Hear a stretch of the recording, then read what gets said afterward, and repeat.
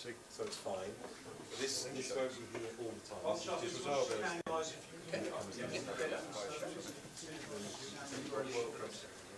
you can go all the way along to the end. Guys, you're going to need to bunch up if you could, please. Okay, guys, in front of you as well, make sure you hold the switch on silent. Today's all about you guys enjoying your journey. And that's why I put all the social media things in front of you, so you can take pictures. So I'm sure you all want pictures of Chef Benoit later, won't you? I'll take a picture of you all first. I'm moving out of the way so you can take a picture of you lot. That's more important, isn't it? That's good. So you can take pictures of the food, you can post it on social media. It's all about you guys taking pictures, all about having fun and tasting. Is that okay? We might have a slight issue with the wine because Ed's only bought one bottle. No, I'm drinking that. For some reason he's left the rest of his fridge at home. I am joking. So it's waiting for Bradley to go live. It's live, we are live. Yeah, are we live now, are we? We are live. Oh, you could have warned me. So I assumed as all the students were here, you weren't going to be saying anything negative. Okay, so don't forget, if you have any questions, raise your hand and we can answer questions. And I'm live online as well now, yeah? Yes. So the guys, we've got over 30 colleges watching us online as well. So you guys, I really appreciate you being online. Some of you are cooking, which is fantastic. So when we're tasting all the chefs here, we'll be having Chef Benoit's taste buds involved as well, so that's even better. So that's going to give you a real experience of what we're doing today. But I hope you have a great time. And any questions, you can answer them through the computer and we can answer them back as well.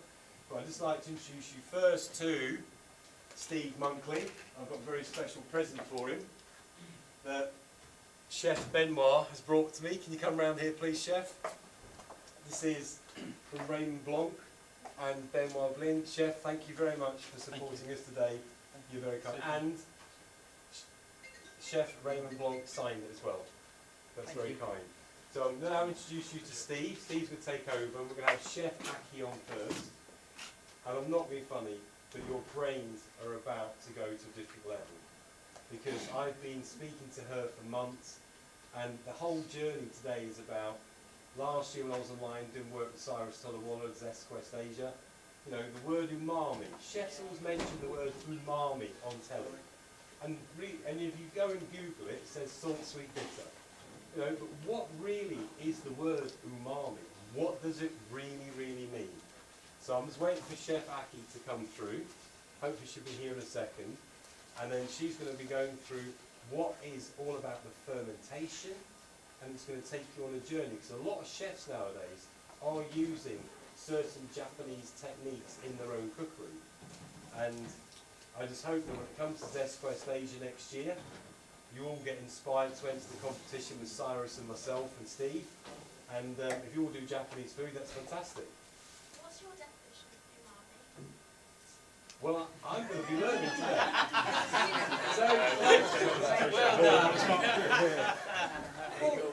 The thing is, though, this is why I've really learned over the last 3 or 4 months working with Chef Aki and listening to what she tells me about how you make something that's fermentation into salty, into sweet, into bitter, into sour.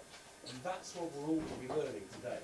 And I've learned so much about it, because a lot of chefs use the word umami to describe the way a dish has been seasoned, true? But really, what does it actually mean?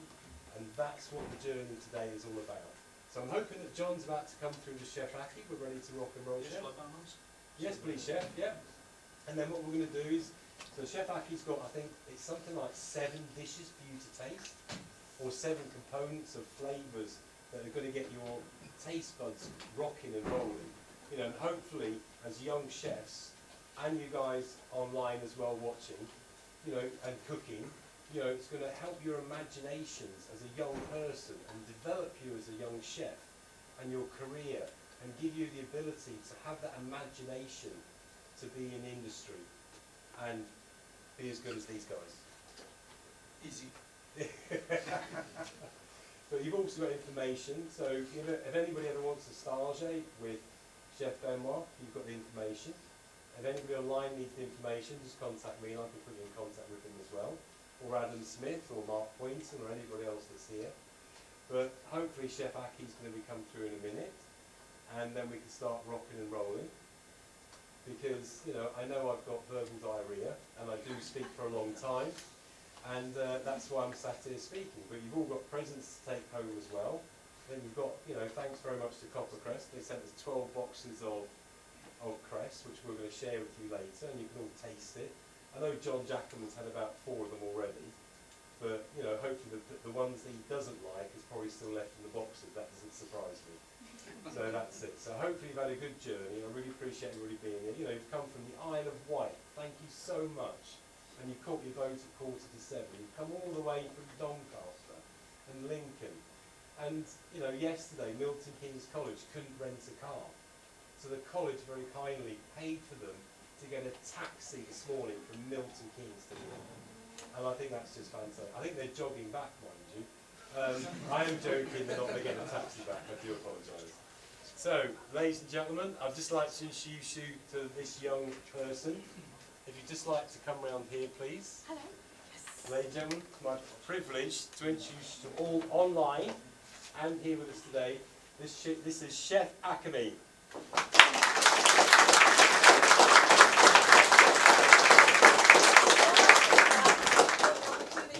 I'm almost crying. This is so overwhelming. You know, it's lots of faces, all young chefs, and all in uniform. This is amazing. Thank you so much for coming.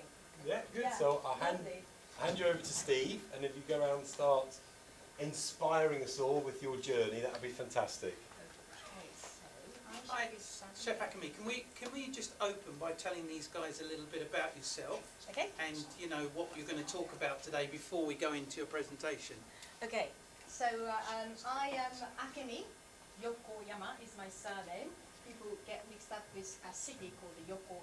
I need you round this side, sorry, because the microphone, sorry. Yokohama, but I am Yokoyama. Yama means mountain, by the way. And I was born and bred in Hokkaido. You know, if you have heard about a place called Hokkaido, it's right up north, a bit like Scotland. And I was spending my first 24 years in Hokkaido, and then I came over here. I do teach Japanese cookery. I'm considered a kind of, you know, very useful person to talk about authentic Japanese cooking. So here I am. And I am currently a principal of a Japanese cookery school called the Sozai Cooking School as well, along with my own little business. So I am going to inspire you today, hopefully, with umami and koji. So how many of you have heard about koji before? How about umami? Okay, so umami has a lot more people. So koji must be very new to you as a concept. Koji is responsible for all fermentations, for the condiment we use on a regular basis. That includes miso, sake, mirin, you know, rice vinegar. Everything we use has koji in it as a starter. So it's tremendously important in Japanese cooking.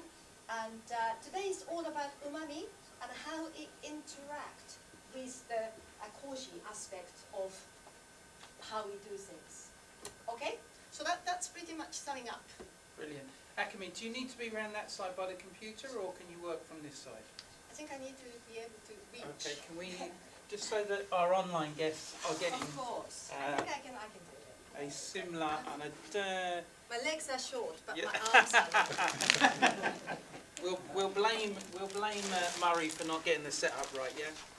We'll always blame him about everything, because the mic's there, and you've got your computer there, that's it. So I have Hopefully. to stay a little bit away from... No, this is the jar that is Yep. in the way. That's it. Okay. Let me just... So, well... Sorry, a little adjustment. Right, so what is umami and kombu and koji?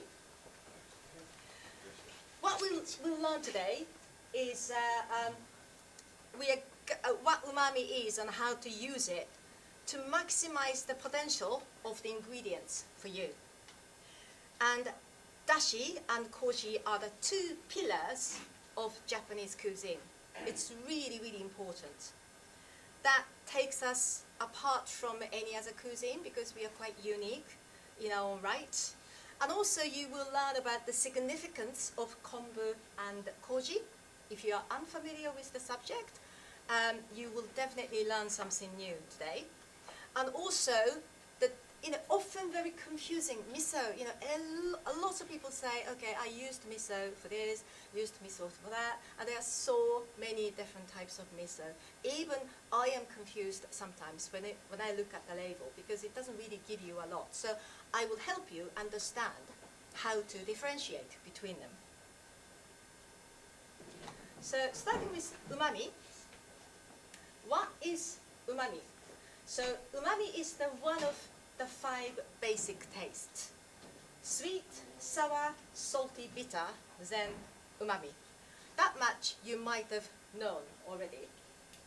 And taste substances in 5 basic tastes are, for sweet things, obviously there's sugar. But sugar is not just one type.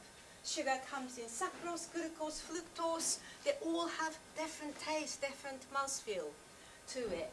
And sour is acetic acid, that is essentially vinegar, citric acid, lemon, lime, and lactic acid, that's yogurt for you. They're all very sour. Salty is salt, sodium chloride. And the bitter, we immediately think about caffeine, in coffee, that's bitter. And alkaloids, that is found, as far as I can remember, in tonic water. It's a little bit bitter, isn't it? And the next one, I can never pronounce. I've been here for such a long time, but I cannot still pronounce a few things. But I think that's found in bitter melon. Again, very, bitter. And lastly, umami.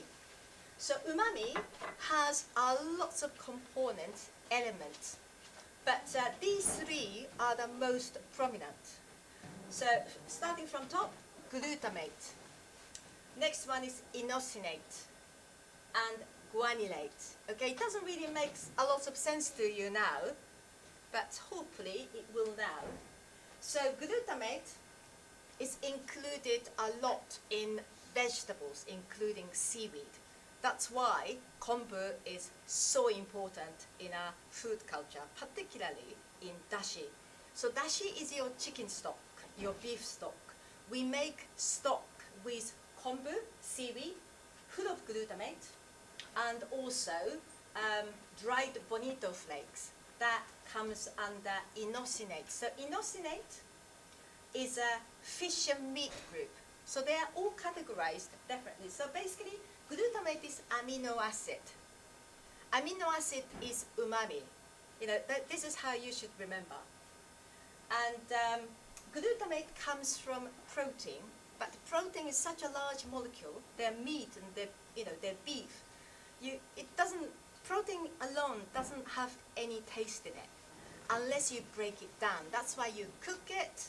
That's why you sort of freezing in some aspect, in some food stuff, does actually break the cell and release amino acid. I will talk a little bit more about it later.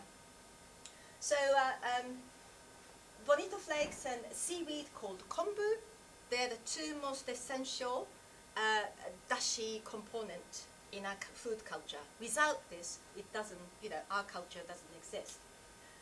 So going back to glutamate, you have vegetables normally, depending on which vegetable, their degree of, umami-ness, some has lots more umami, and some do not have so much umami, but they do, glutamate. And mushroom has a lot, but only,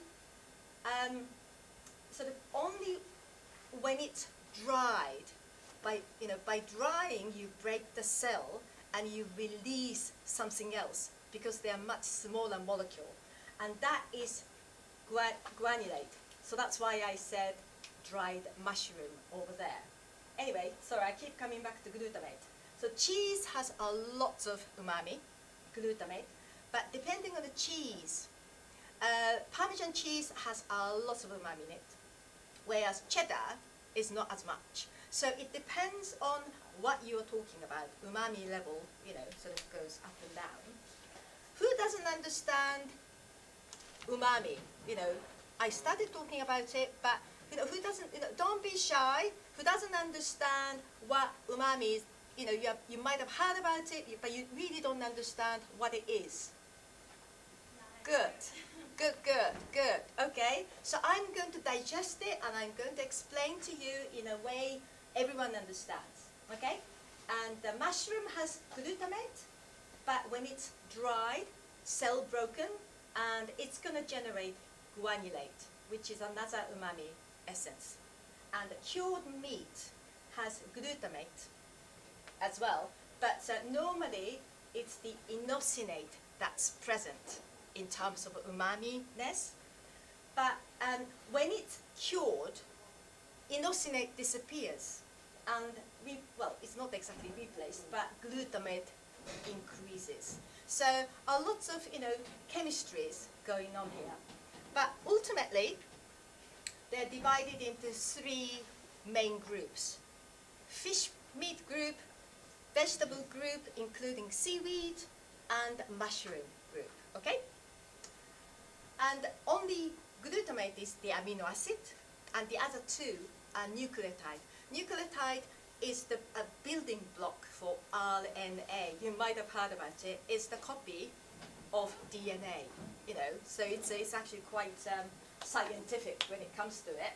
Now, human beings taste food because they're trying to tell us something, because we have to survive. We have a survival instinct.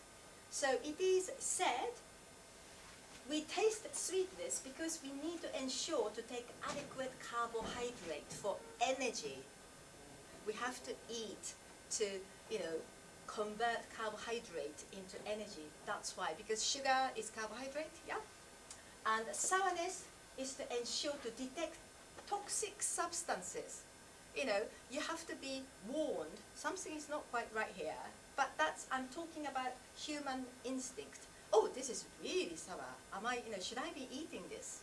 But we all know, because we are all educated people in terms of culinary, instinct. So we wouldn't say, oh, lemon is disgusting. We might die because it's toxic. It doesn't happen. But human instinct is to make sure that we detect toxic substances.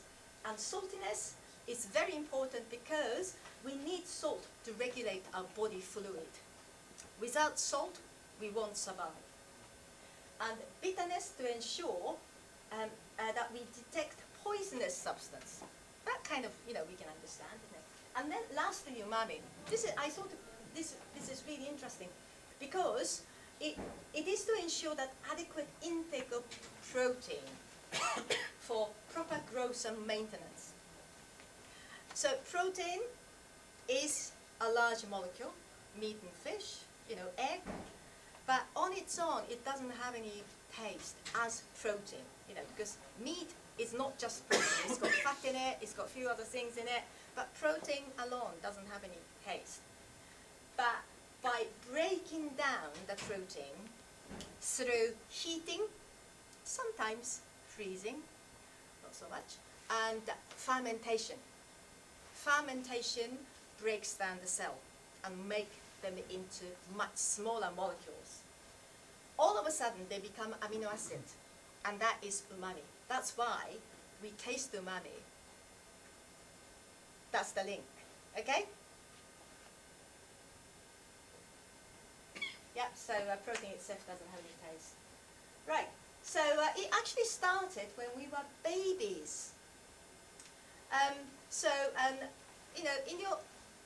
When we were all in mother's womb, we were floating in the water.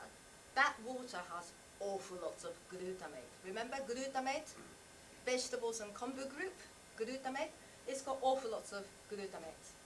And mother's milk is full of amino acids, and particularly nearly half of free amino acid. So when I say free amino acid, it means it's not trapped in protein. Protein is a block. It doesn't have any taste on its own, yeah? But free amino acid is something like free amino acid roaming freely, easily extractable, something we will find in our blood, for instance. And so that glutamate is nearly half of mother's milk. Sorry, it's not right. Nearly half of free amino acid mother's milk has is glutamate. Sorry. So it gives baby enormous satisfaction because it links to happiness. It sends signal to the brain that I am very happy, I am very satisfied. So what really is umami? What does umami taste like? So umami doesn't have any, you cannot really pinpoint what umami tastes like. That is the problem. So many people often ask me, what does it actually taste like? But there are very clear 3 characteristics you can take home with. So one is it spreads across the tongue. So you have a really big mouthfeel when you taste umami-rich food. If it's a if it's a sweetness or saltiness, it normally happens at the tip of your tongue. But umami spreads all over, so it gives you a big, big mouthfeel, and it's long-lasting. And persistence, long-lasting. So even if you take umami-rich food in your mouth and spit it out, it lasts a lot longer. It lingers in your mouth. This has a very big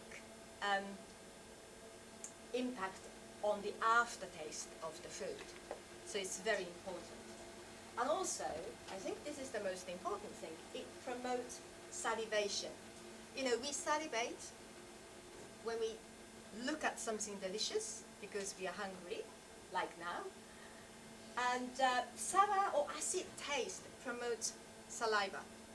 But they are somehow a lot lighter than what is produced by umami experience. So umami experience will give you much more viscous saliva.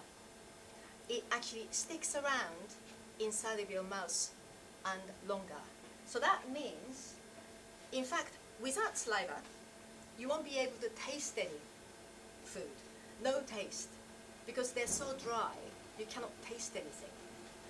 And you cannot swallow food so easily either. So it really holds a very important key in our food experience. Chef, I'm sorry, I'm going to interrupt very, very quickly. Sorry, I don't have to find you. The lecturer from Nuneaton College, Jack? Can you come with me to the car park for a moment? So sorry, Chef. That's okay. Right. So one thing you can take home today is umami has a synergy effect. Remember, glutamate, inosinate, and guanylate.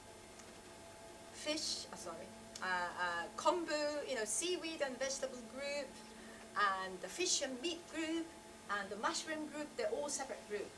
When you combine them together, at least 2 of them from different group, umami level enhances by 6 to 8 folds. And it is widely known. So that's why when we combine kombu and bonito flakes for stock called dashi, it becomes 6 to 8 times more umami rich. It lingers around your mouth and it gives you a lot more satisfaction. So you can actually try to replicate it. You can actually test it if it's really the case, because there's a chart I am going to show you of some of the high umami contents food. You can actually take one substance, one ingredient from one group and combine it together with another group, which is actually quite simple, because if you mix meat and vegetable of high umami contents, it's going to have to be really delicious, isn't it? Okay, so this is the one. What I wanted to show you was that why we go on about kombu, what is it all about? So kombu, as you can see, kombu is this one. Kombu has the highest free amino acids in anything we are looking at now. It is substantial. And kombu on its own will give you a lot of umami, even without mixing it. And kombu has a few different variations, varieties, which I am going to talk about later. And some have more umami than the other. So even if you take one kombu from one place, it may not be so umami rich compared to another kombu from another place. And Parmesan has a lot of umami, the second one. And can you see, they're actually something like a sun-dried tomato that has glutamate. Green is glutamate, and the purple is inosinate, fish group, and orange is guanylate.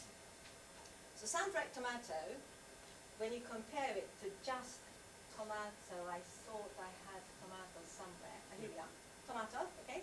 So that's not dry, raw tomato, and if you dry it, it just umami level enhances, like how many times? So many times. It happens a lot, through fermentation, through heat, you can actually release the umami out of the food. Right, so this is what I was talking about at the beginning. Koji and dashi are the two pillars of Japanese cuisine. Because without koji, we don't have soy sauce, we don't have miso, we don't have sake, we don't have mirin, we don't have rice vinegar, we don't have shochu. And dashi is really important because it is the heart of our cuisine. Particularly, not like a street food. Street food doesn't have lots of dashi in it, but if you go to Michelin-starred restaurant, like a kaiseki, it's all about dashi, really all about dashi. And they are predominant, the most important four is kombu, dried bonito flakes, katsuobushi, and the shiitake mushroom. It's got lots and lots of guanylate. And dried infant sardine, that's inosinate. They are very important ingredients for our dashi. And we mix them, either 2 or 3 combined together to get dashi out of it. So we are now focusing on these 3 things today: koji, miso, dashi, but particularly kombu and dried bonito flakes. Right, kombu. I came from Hokkaido. Has anyone heard about Hokkaido? Yes, thank you. So Hokkaido is right up north. That's where I came from. And Japan is an elongated island. It's really far. I mean, honestly, from here to there, it takes 5 hours by car. And the road is pretty good. So Japan is actually much bigger than what people think. And the reason why Japanese kombu is so good is because we have this current called oyashio, which is Nabisen. It comes from North Pacific Ocean, and it brings lots of wonderfully rich plankton. And for kombu, they need a particular environment to grow and to build up umami elements. It has to be somewhere they don't have overwhelming sort of influences from the warm current. So Hokkaido is really cold. We are covered in snow for 6 months.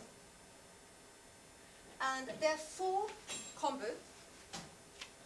I will start with the most exciting. Laos kombu, the strongest and most characterful.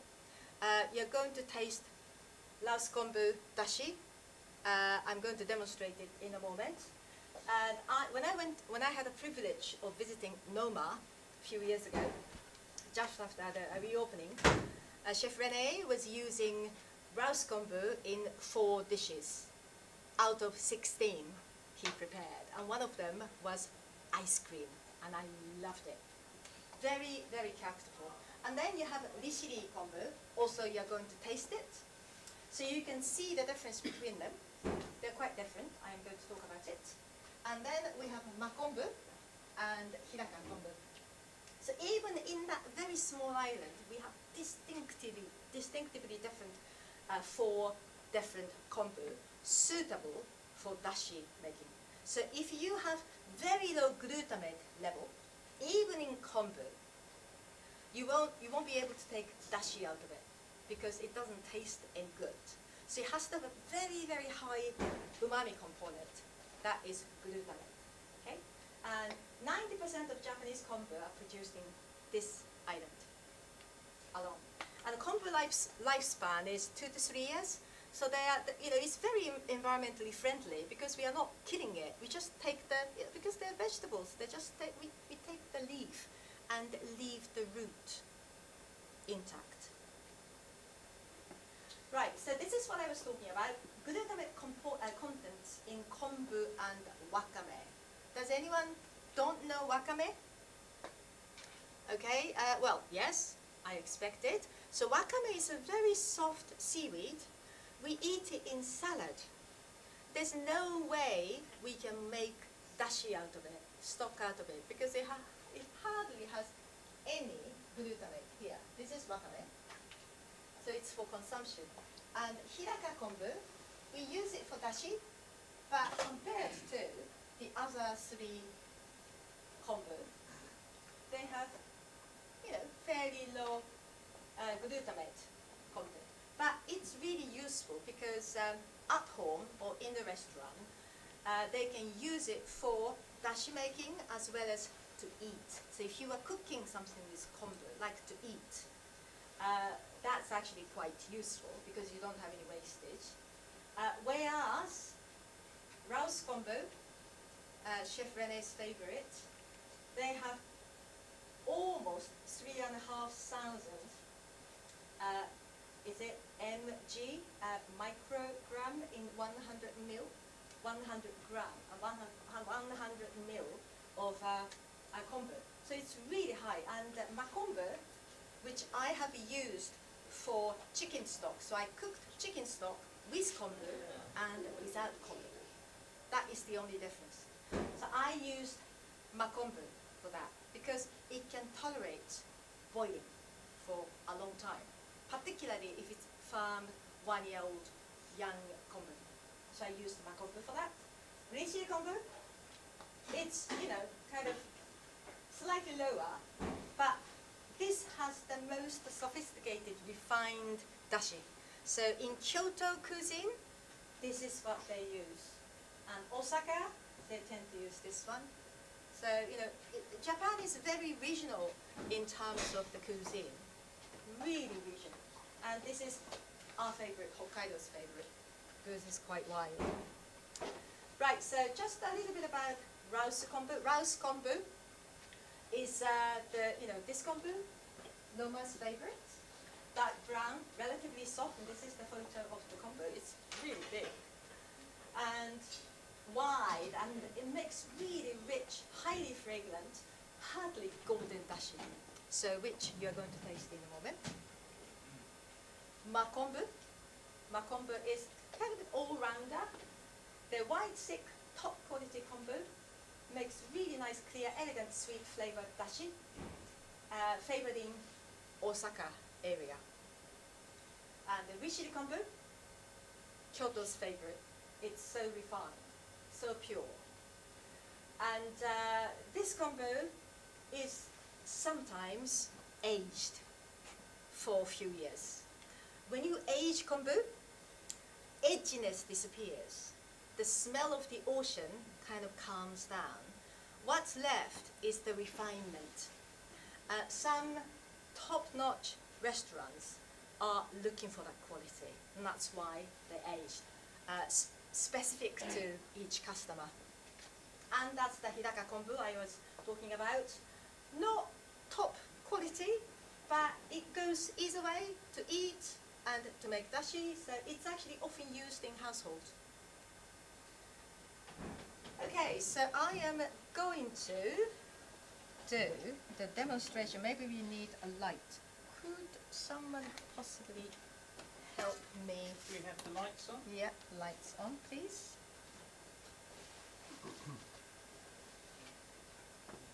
Do you know how it works?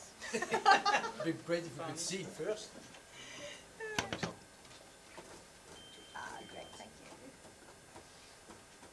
Ah, there you go. Oh, lovely. Thank you, thank you, thank you. Just boil. Yes, we can bring it to a boil. And then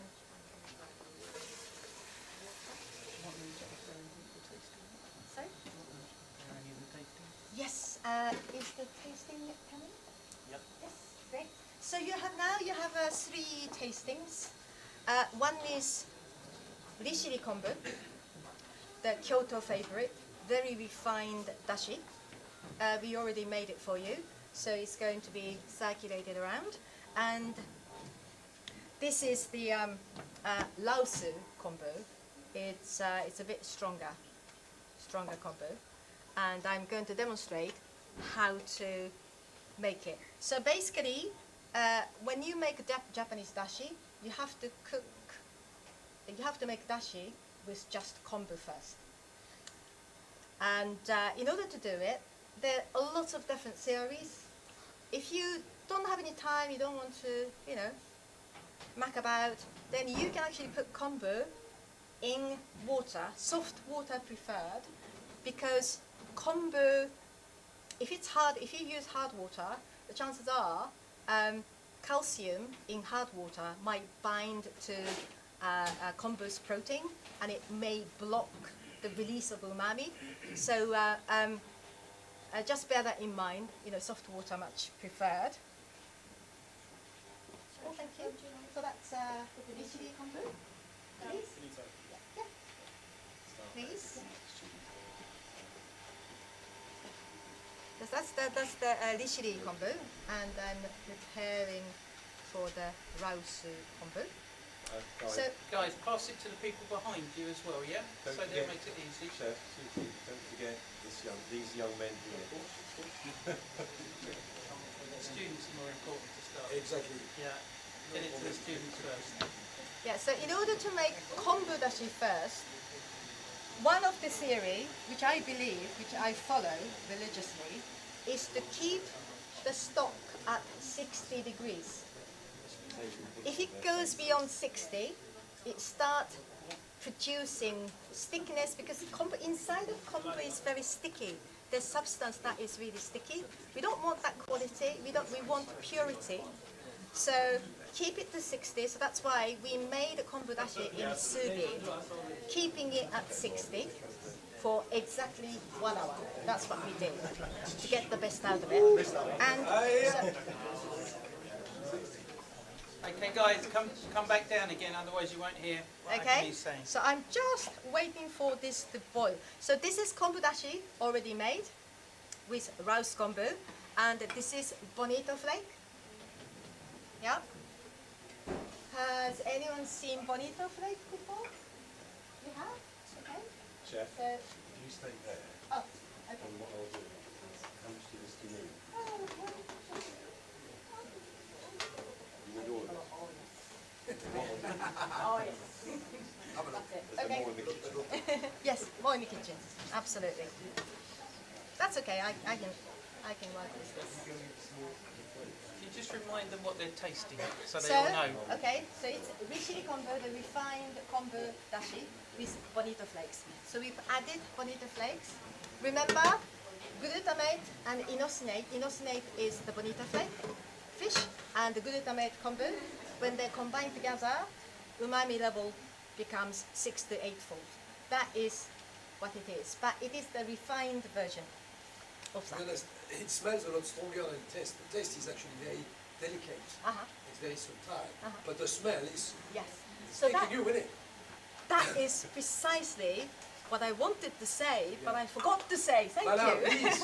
I remind Because you. the refinement is one thing, but Rishiri kombu is known to have the most flagrant element in any of the kombus. So it's sophisticated, it's quite flagrant. Okay, it's coming along. So, I'm just heating a kombu dashi, and ideally you want 85 degrees, because as you can see, this katsuobushi, this is a shaven, dried and fermented fish.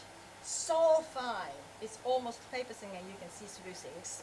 So it will cook immediately.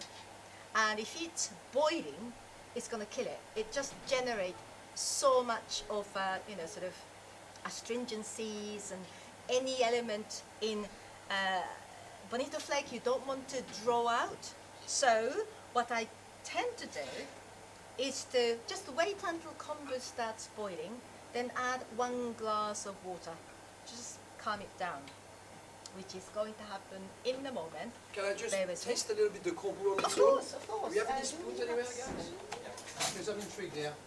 Because you talk about kombu for a little while, You want a bigger and spoon? as, and as I'm supposed to taste a little bit what's going on here, Bigger spoon for Chef Benoit. a little bit, just like that. So you're supposed to taste it hot like that, do you? Yeah. And Steve Bunkley, I think. Oh, yeah, so- Chef, get your... We've got definitely those mushroomy kind of Much more. mushroomy there, yeah? More mushroomy, yes. Lovely. And more yeah. powerful, full-bodied. And that you heat up to 60 degrees, you said. Yes, 60 degrees. Now, just for a brief moment, Okay. I'm heating it too, because there's no longer kombu in it. Yeah, yeah. So I'm not exactly breaking the cell. So now it's almost reaching. I understand. Yep, so I'm just adding small amount of water and then bring the heat up, right up. And I'm going to add all of the bonito flake. They are 50 grams. Is there any particular fish that they use for this? This is bonito fish. Yeah. It's like a baby tuna fish Right. looking, but they're not tuna fish. This is the vegetable dashi. Yeah, maybe we can hold it a little longer. Do we have any more glasses? Okay, so as we are... You are preparing what we are testing now, what we've been testing, yeah? Is that what you're preparing? Yes, that's right. So, I added a glass of water. Now it started boiling. Once it starts boiling, you can turn it off completely. Oh, the smell. Okay, so bonito flake, characteristic of bonito flake is fragile, very delicate, handle with care. Don't tease it. So as soon as it starts boiling, off the heat, and just wait for a little moment until it settles down. Then you need a cloth, like this is my salashi, just a cotton cloth, over something like a sieve, and then you have a bowl underneath it. So the cloth is going to catch any small particles. Honestly, if you do this, if you don't put cloth in, it affects the texture completely. So please always do it. Okay, I think it's kind of settling down. So I'm going to slowly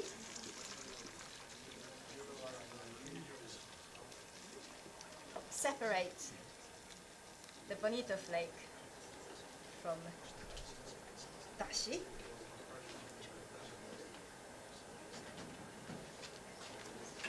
Okay, and do not squeeze. If you squeeze, same as boiling, because they're very fragile, very delicate. So never to squeeze. You just have to allow it to naturally drip, and that's it. So leftover kombu and the leftover bonito flake, we make niban dashi. So niban means number 2, and this is called ichiban dashi, number 1 dashi. So this is going to be made into dashi again with additional ingredients, and we often use it for miso soup or simmering food. Okay, let's see. Chef Benoit, I think. Yeah. Steve, you want to try this? Okay, lovely. So it's the same. It's It's the same as the one we had in the glass before? Yeah, same method, Yeah, yeah. same process, but different combo. Different combo, Yeah, okay. that's the only difference. Okay. And there. Got the fragrance coming through here. Actually, I thought this one was a bit stronger in the smell.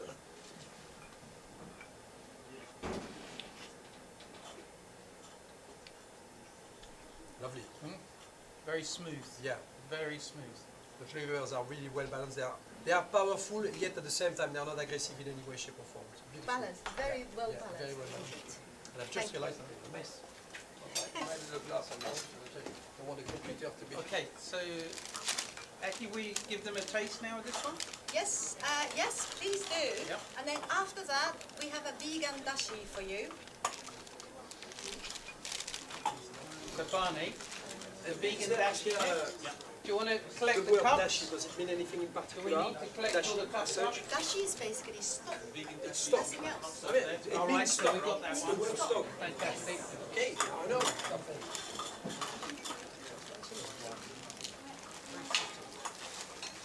So if you, now I've got samples of roast combo which is now circulating. And so I'm going to pass it around so you can all smell it.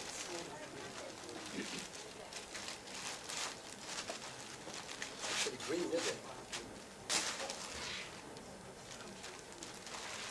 Pass it round. So they are different, all three are different. There, all different. And this is the first combo. This is the first Sniff, pass it round. combo. Matavada. What's this one?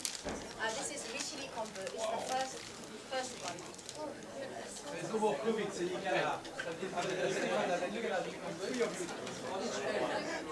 That's really stunning, isn't it? Powerful.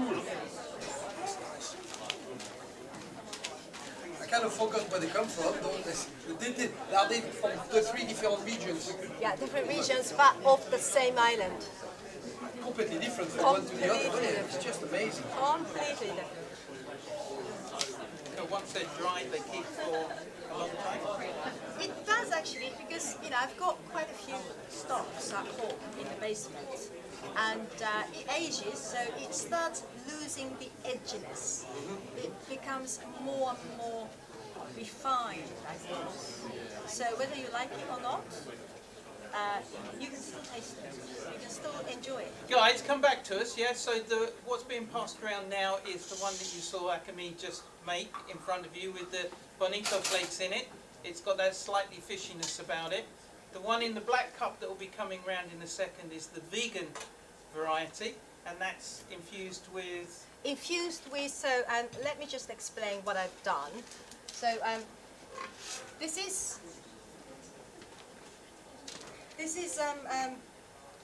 soybeans, raw soybeans. I roasted it for about half an hour in Thermomix, 120 degrees, about half an hour. So by roasting it, it expands a little bit. It, you know, in a positive way, it damages the skin a little bit. So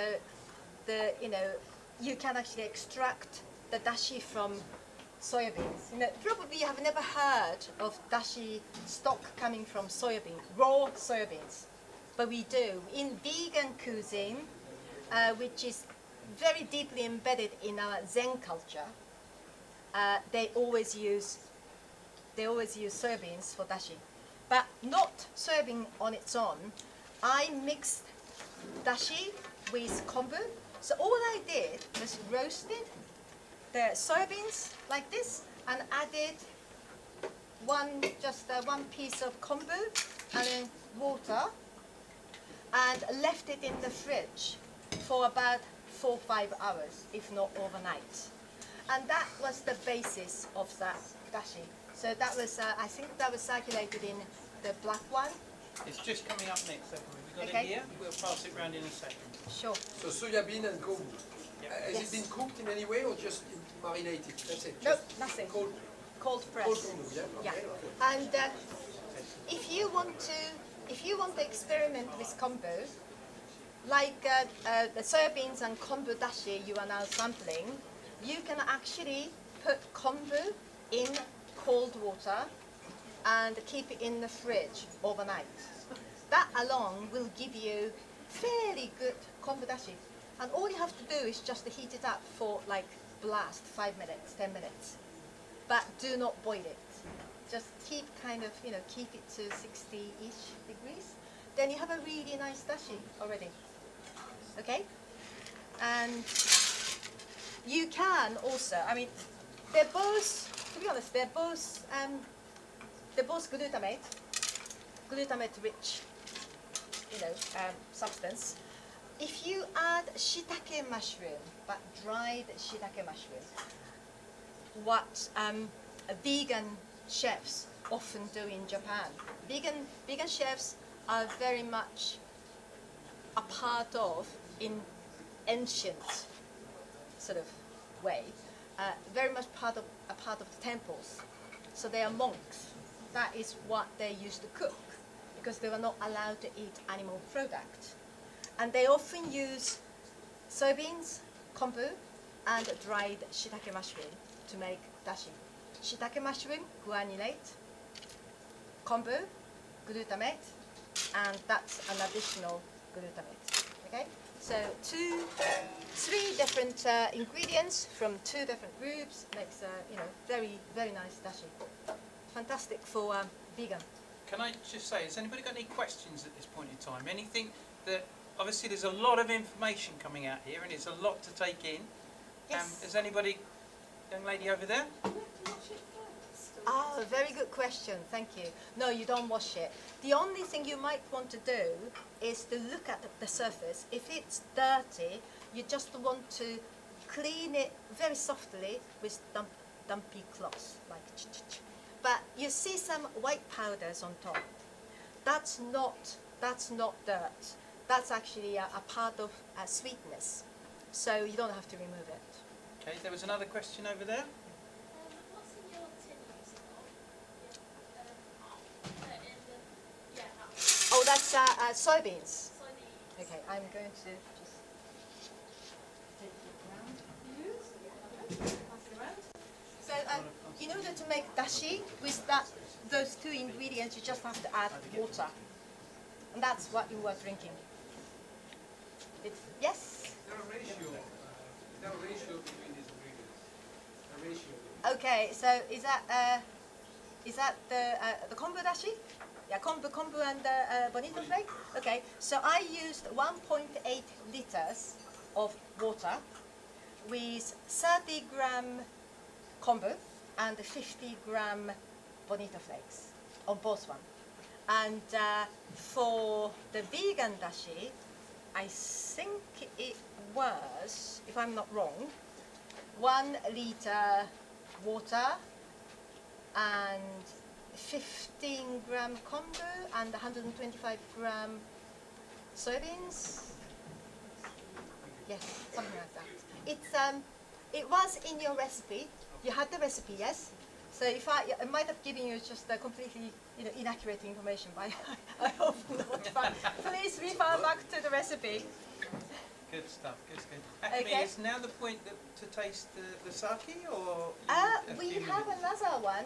Right. Sorry, a tomato. Oh, you want to do them first? Yes.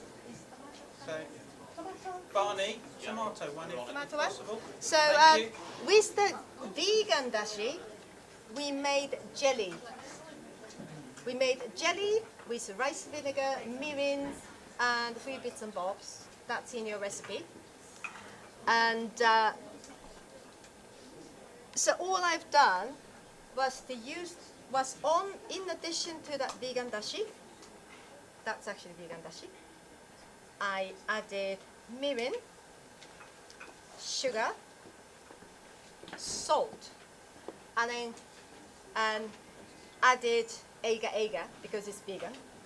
Eiga is seaweed, and bring to a simmer to dissolve it, and then stop the heat. Added some. This is brown rice vinegar, but you can use any vinegar, and lemon juice. That's all.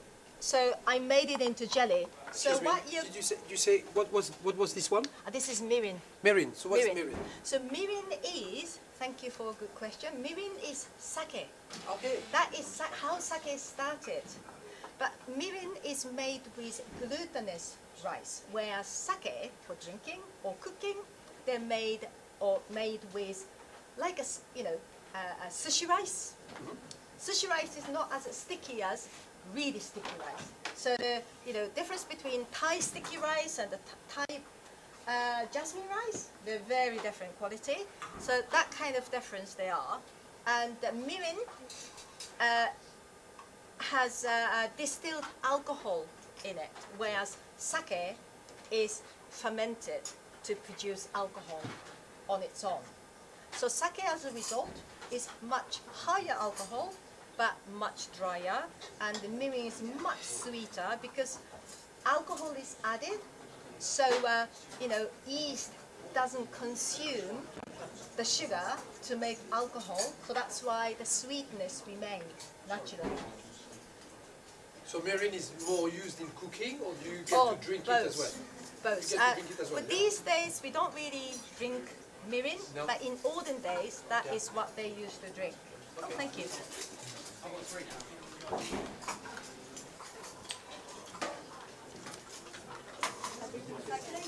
Great.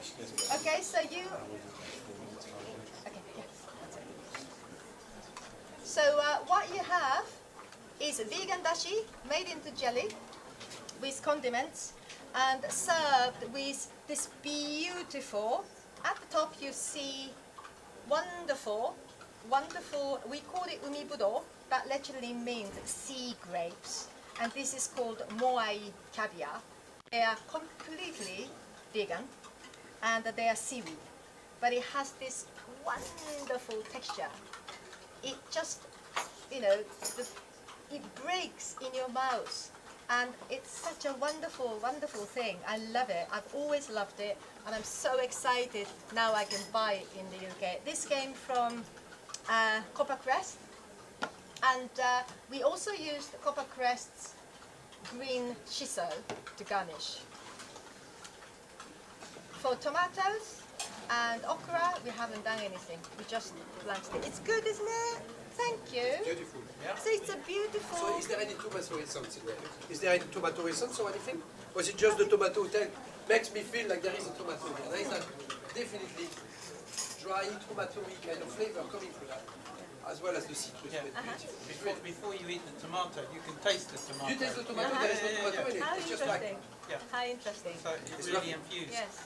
Yes. Okay. So How's the comments around the room? You enjoying this one?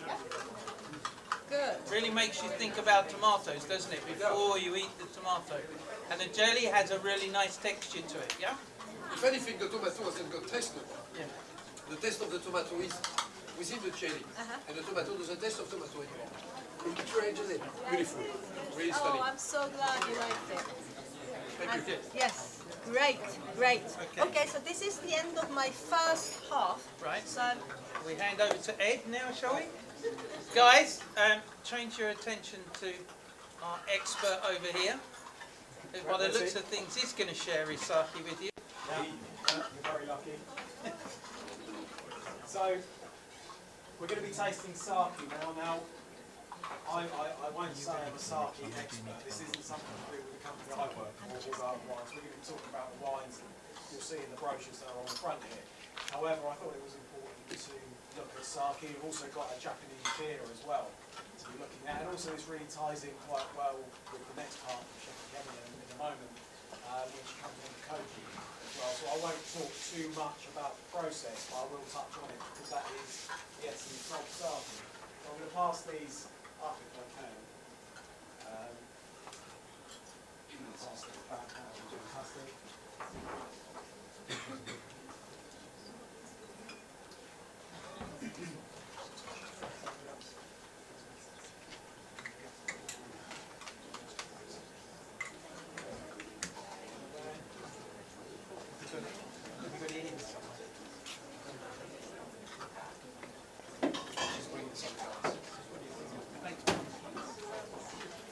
So, yeah, please.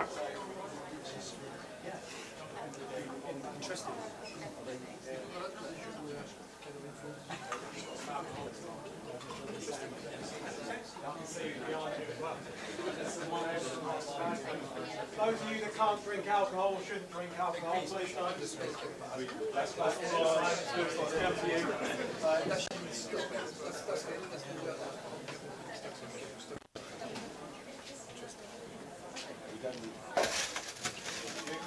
There you go, stop warming up.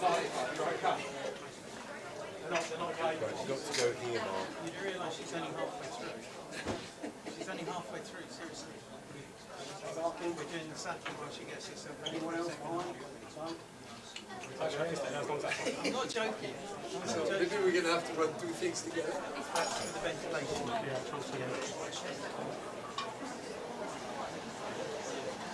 Wherever anyone wants from the back. Yeah. All the thing they can microphone. Very expensive.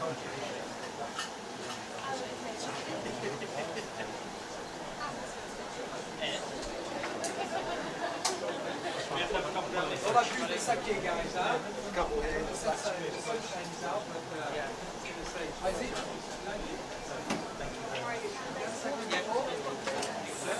Yes. Okay. We agreed that the coach was going to Follow this up. This one here. So sake is a rice-based drink, basically, fermented rice. Now we're going to be touching on koji at the moment. So there's three ingredients: rice, koji, water.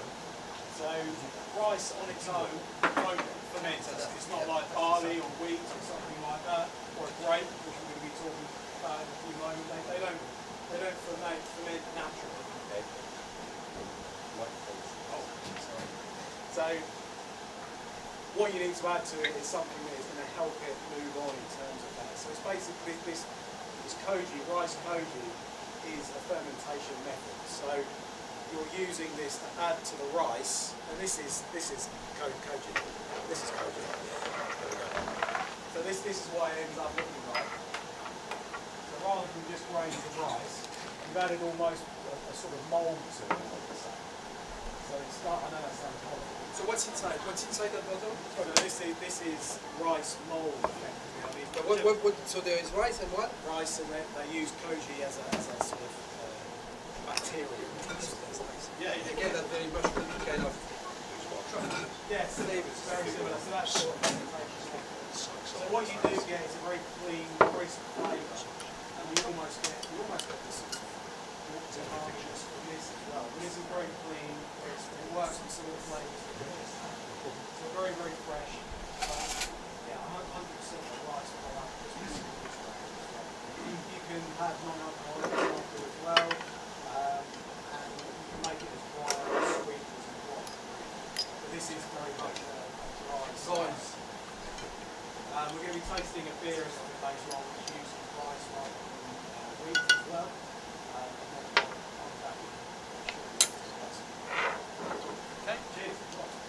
Thanks, Ed. Thank you, thank you. What, are we ready, Akemi, for the next part? Yep, nearly there. Excellent, excellent. Very good. Are they the same things? Okay, are we still any more This is questions? going to be really interesting. Yes, over there, young man.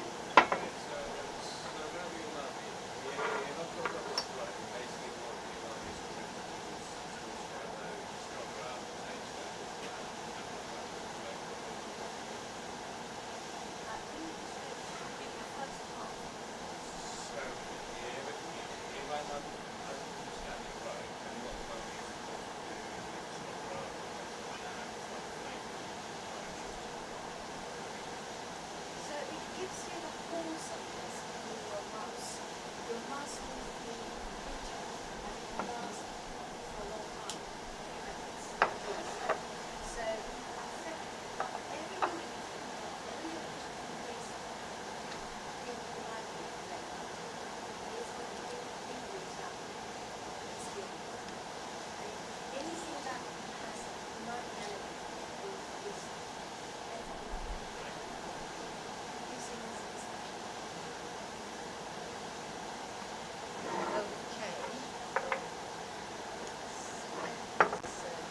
Shout if we can Yep. do anything for All you, right. yeah? So We've just got to let's remember the start. mic's there, so hang around here. Mike. Yeah. I think we should get Benoit to smell those and give everybody experience Ah, of the senses. okay. Okay, but this one I like to smell when I it's would closed. like you to taste it before anyone. I won't tell you anything. I won't tell you anything. This one smells like morels. You know, the French morels? Dry mushroom.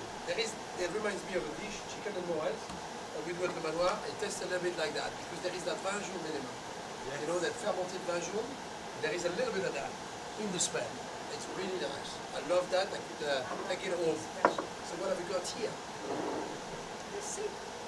This one is cold, so I'm not going to smell it that much. They're all koji. A lot lighter in smell. Again, a little bit of a mushroom fermentation there. Yes? Am I right or not? I'm I don't completely know. wrong. I don't know. I know nothing. To be honest, I do cakes normally. So there you go. And this one? Again.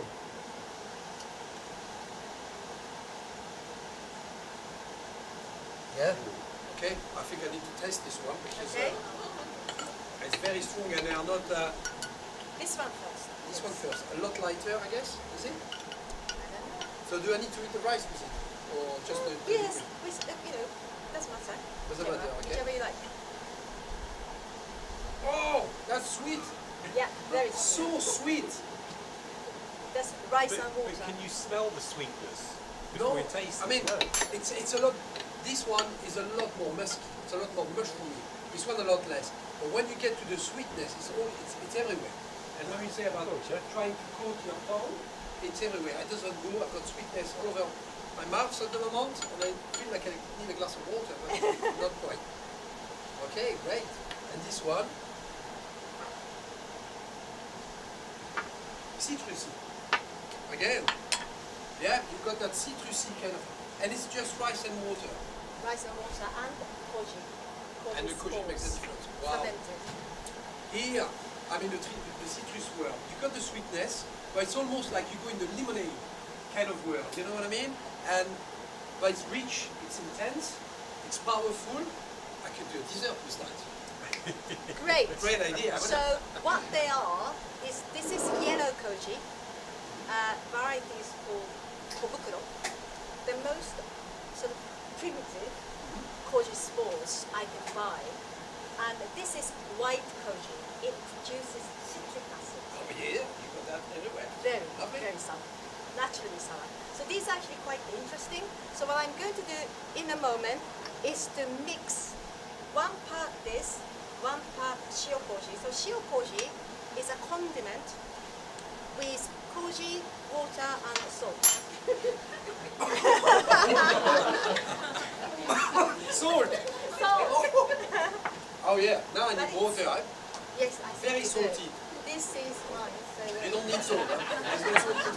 I think that But it's beautiful. I mean, it's very powerful. You mix it up with something. I'm sure it's gonna enhance everything you do. Oh yes, the So saltiness. because you are mixing it with koji, the sweetness and the umami comes from koji fermentation, and also because it's got salt in it, I all the time I use this in place of salt. Oh yeah. You can introduce the umami immediately. Yes.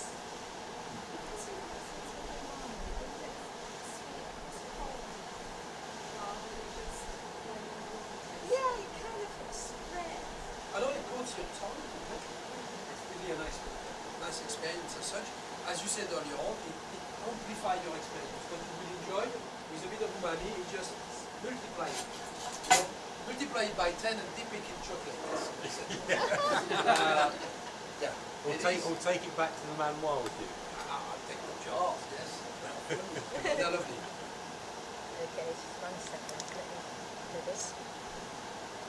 Right, so you're going to taste these two in a moment if Vern is available, please. Yes, these two. We don't have to tell you which one is which because you will. Oh, you will not see the difference between all of them. You wouldn't have any problem. So I will talk about it later. But let me just give you what koji is all about. So, you know, this is something that even I used to get confused. So, koji is mold, a bit like blue cheese mold. And it's different from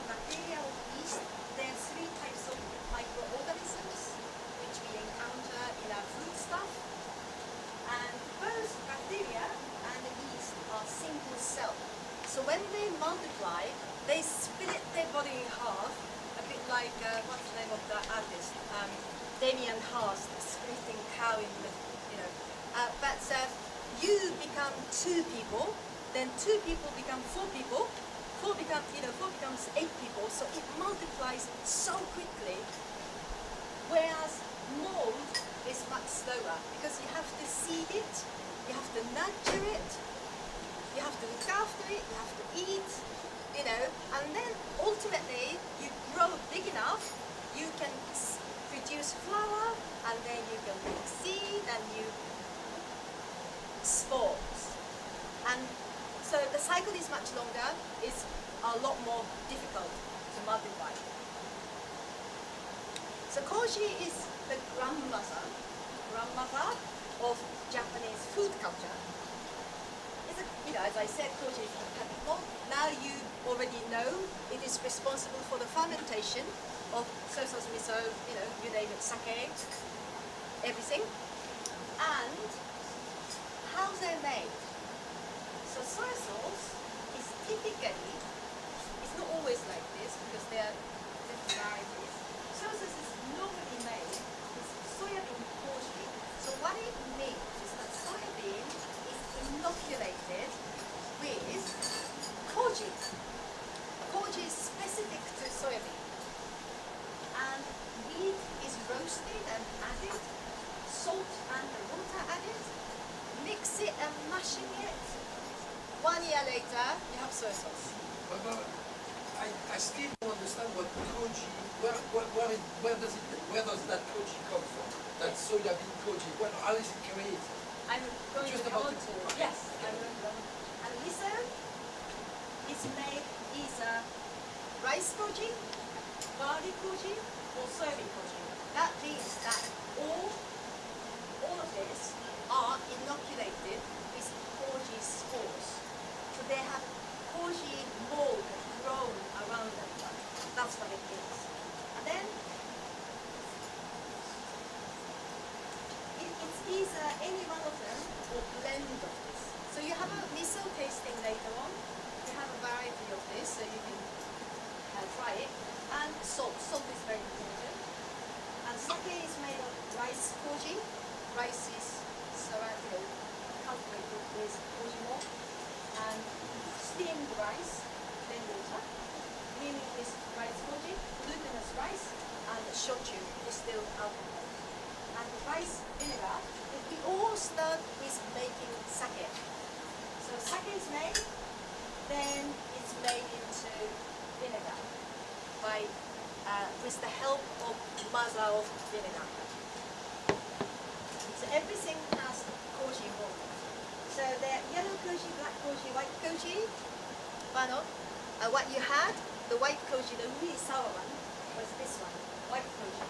We don't normally use it for condiment making. It is actually for shochu making. Shochu is a Japanese distilled alcohol. Because of the quantity, it has citric acid in it. It prevents, it deters the cross-contamination at the beginning of the fermentation for sake. And the black koji is similar, that was made for used for shochu making. But yellow koji predominantly is the one we want to pay attention to. All of that. But they are not just one koji spores, by the way. I was talking earlier on. There's thousands of koji spores, all different taste, all different character. But commercially available koji spores to use for koji making purposes, they are limited, but they are probably still more than hundreds. They're all different. So you can actually you can make really sweet koji, but slightly less umami, or really full of umami, and not so much sugar. Or sugar is not just one sugar. Glucose, fructose, everything that has different taste. So depending on what sort of character you are drawing out in fermentation. I was looking for the sweet one. It's this one here, chef. Okay, so this is something you definitely need to take home with. Koji essentials. Koji is a mold native to Japan, and koji produces many enzymes, but protease that breaks down protein into amino acid. That's why umami. Yes, we are coming back to this, and also amylase. Amylase is in your saliva. Amylase helps you digest food when you eat, but amylase in koji will break down the starch into glucose. So you don't have to work so hard. Everything is broken down into much smaller molecules, and through the process, it introduces a lot of complexities, vitamins, nutrients, because the cells, the molecules are no longer big, they're broken down into smaller pieces. Okay, so what koji needs for my cereal growth? So basically, koji is a simple flower. Plant grows and then it flowers and it propagates like dandelion. That's pretty much like that. It needs moisture, it needs warmth, it needs humidity, it needs oxygen, like us. And what's really interesting about koji, this is rice. This is rice, okay? Inside of the rice is predominantly starch, but outside of the rice is predominantly protein. Remember, protein is broken down by protease, made into amino acid, thereby umami. Starch is broken down by amylase, eventually becomes sugar. In the case of sake, it feeds yeast, so alcohol is produced. Okay? So the significance of this is koji grows towards moisture. It looks for water. If the surface of the rice is dry, but inside is slightly moist, which you can actually control in terms of steaming the rice or cooking the rice. So that is what sake is doing. Very technical. But that's the koji spore, landed quite happy. This one had enough moisture on the surface, protein surface, so it decided to land here, and without stretching the legs, mycelia, into, like this guy, inside of the starch layer, it's quite happy. So what is it doing? It's touching the surface in the protein layer. It digests protein, making amino acids, and grow much further. So they secrete enzymes. So making koji means making enzymes. Two very important enzymes. Sorry, can I just stop you there? Where does the koji mold come from? Okay, That's very the good bit. question. Because that's the bit before this, isn't it? It's so you introduce it. Where do we find it to introduce it? So unlike sourdough yeast probably live in your kitchen. They're quite happy living in the kitchen, whereas koji doesn't live here. Koji is an alien, like me a few decades ago when I came here. So koji cannot be trapped from the air. You have to buy the spores. And you have to buy the spores from spore merchant in Japan. But you can now, there are a number of people who sell, so you can actually order it from Japan online, which is really not difficult. But you have to, you cannot, unlike yeast, you cannot start with one koji and keep growing it because of the cross-contamination, because they don't live here. When they're cross-contaminated by other microorganisms, they will be damaged. And it might be potentially dangerous. So always buy fresh spores. They're inexpensive if you want to give it a try, but you need somebody who knows what it is all about. And are the spores just in the atmosphere in Japan? In Japan, any soy sauce maker, any miso maker, any sake breweries, they have their own house spores. So they cultivate their own spores up there, but that's the only They are. plastic that they try. They are. But it doesn't mean that they all use their house spores. They may actually acquire the one they like to use for the type of sake or type of miso they want to make. anybody else got questions? Is this starting to make sense with all of you now? Yes? Can you see the spores working on the rice, or is it Oh. too small? They're very small. There will be a photo, I think, in a moment, but they're really, really small. But you can actually see it. If you take a, iPhone and magnify it, you can actually tell you can see the flower. They're really pretty, and it's like for me, growing koji is like looking after baby for 48 hours. Really, really pretty, and they're beautiful thing to look at. Okay.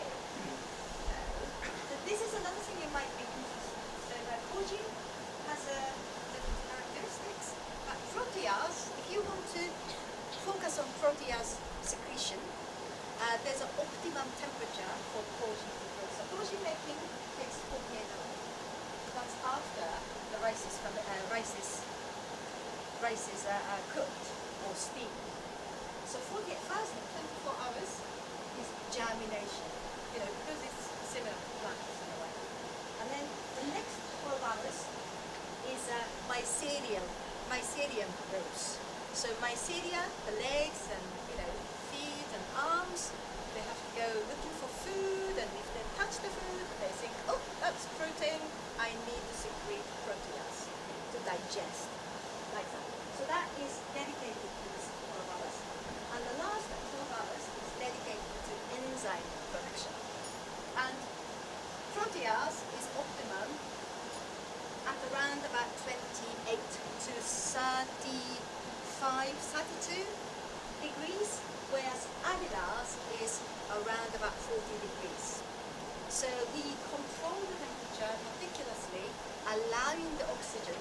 I mean, this is really technical. I don't think we have time to talk about it, but you can control what kind of aspect in koji you want to bring in. Do you want to make it sweeter? You do want to make it this? Do you want to make it that?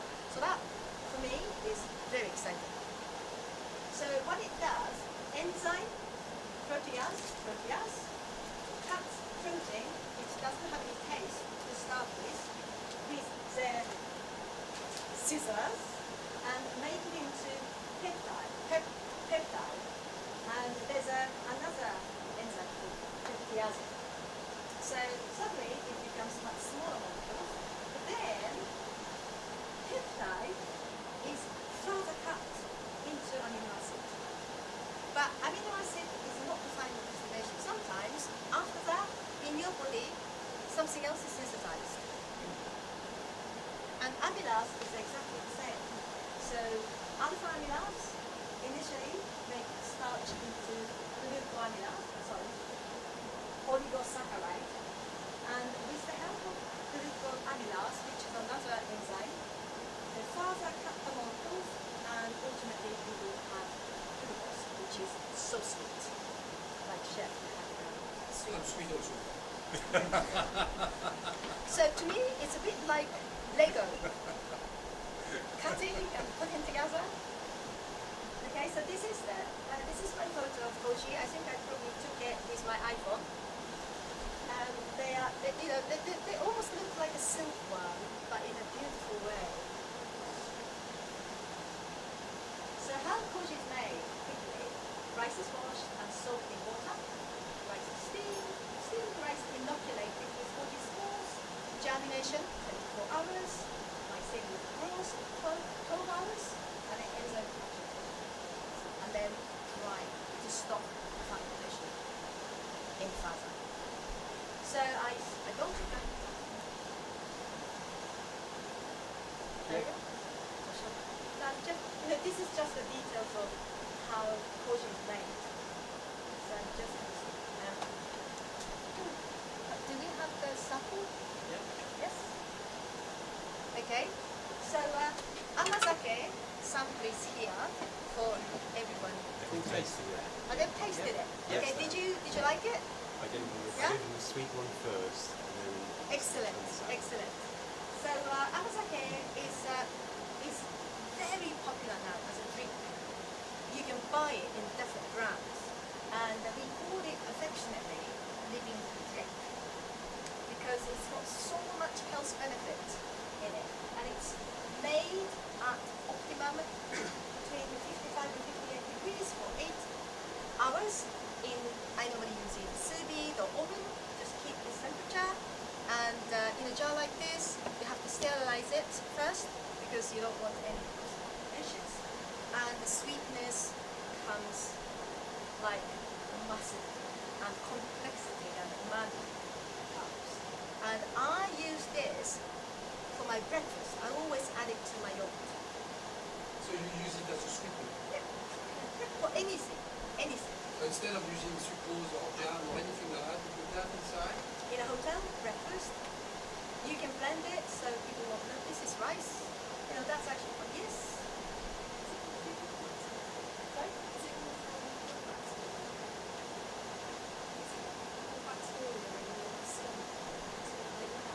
Ah, okay, it's a very good question. It probably won't survive to your stomach because it's quite acidic here.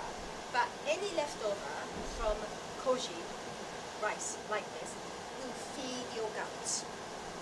Very healthy. And remember, they're all very small molecules.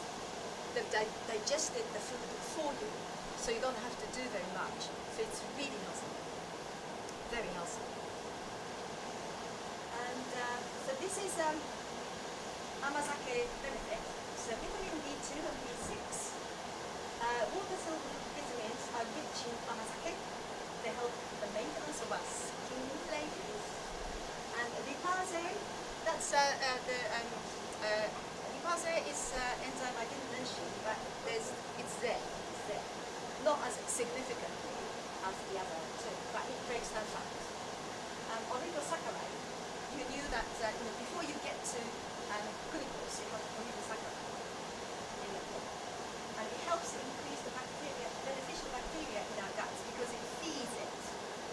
And the dietary fiber is in presence, and it also feeds the bacteria to keep them healthy and stimulate the guts to encourage the movement. Okay, and vitamin B1 helps energy metabolism. So all in all, it is known to boost our immunity, and that's why it's so popular. And shiokoji. Yeah, okay. So that was made in a similar way, but we added salt. And it's a condiment. I use it in place of salt because it's got more umami in it, and it's not just salty. And so it's a bit like a white soy sauce in a way. And I have this sample. If anyone wants to pass it around. But it's not just salt. You've got all that mushroomy kind of flavor. Yes. It's very rich in the flavor. Yes. Oh, I would like you, chef, to try this. So this is a koji rice. This. I take a teaspoon of it. This is koji rice with salt and grated onions. Oh. It's almost like a vegan consomme on its own. Yeah. Yeah. Oh, So, yeah. if Yeah, you have that onion flavor. if you have like a vegetable, maybe with the soup, and you would normally add cream to it, and you would add salt to it. Instead of doing all of that, if you add just a little half teaspoon of this into it. So what does the salt that's breaking down the rice? Is that why we got salt No, more than the other? So enzymes, Yeah. koji rice produced in process of fermentation, they are still working there because there's rice pieces here. So rice has a starch and protein, and enzymes are still digesting There is it. no. You said there was a salt. There is no salt added to this, or there is? Yes, salt. Ah, yes. So what is the role of the salt in there? Salt is to give you, seasoning. Ah, so it's for seasoning. Yes, for seasoning. Because it's fairly salty. Yeah, it is salty, but if you use it in place of salt, not only it gives you satisfaction, it gives you because of onion, working with koji rice together, it's incredibly tasty. So, and I had just a vegetable soup, sweet corn soup yesterday, and instead of adding anything else, I've just added a tiny amount of this onion shiokoji. It's so delicious. Oh, it's like a condiment, as you say. It's not something which you're gonna eat with salt. Something you're gonna flavor something else with. Yes. you can actually also experiment with tomato in place of onions or anything else. You know, grated carrots, for instance, and it makes you a very interesting condiment of your own. Okay, so we've done koji based demonstration, and I think do we have a mushroom, please? Please, and then I'm just gonna make quickly. Are you taking that home with you, chef? I don't know, I was just putting it down to make sure it continues its work, you know? Yeah, but the thing is though, look what it says on the lid. I don't know, I need to put my glasses on. It says France. That's what I saw. But it doesn't say, yeah. Saint-Darfour, that's jam. Is it Saint-Darfour? It's a jam company. Saint-Darfour. Onion jam. Because I can smell it from here. Yeah, it's That's very how powerful it is. It's very oniony. So There it's is the amazing. sweetness for it as well. But It's amazing how much the onion flavour is enhanced. It comes straight. fermentation is difficult to get. Interesting to taste with tomato to see how much that flavor comes through as well. Okay, so I've just quickly made And what's this one? salad dressing. This is just amazake, shiokoji, rice vinegar, and olive oil. Should we pass these around now, the mushroom ones? Yes, please. Pass them around. Is that the rice you use for those things? Not that rice, but I think you will get the severe pack. I think everyone gets. But that's not the similar to that. That's not the rice. No, it's a bit more. This one feels very dry. More than the usual. What you when you combine shiokoji and amazake,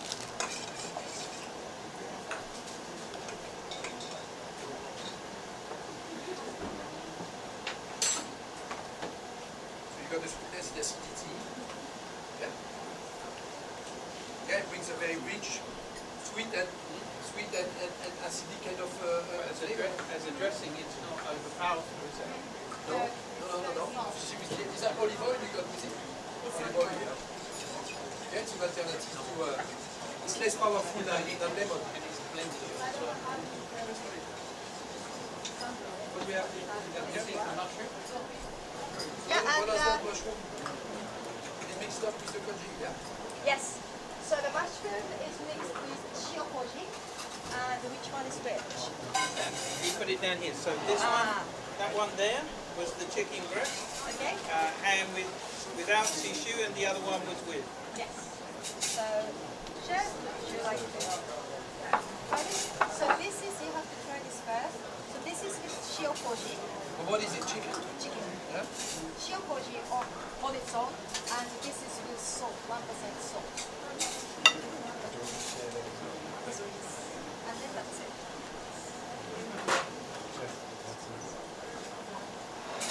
So which, can you do me a favour? Can you pass me those no, the notes, which we do. Well, that's a plain one, yeah? So that's your koji, but Just so I can, okay. You happy with that?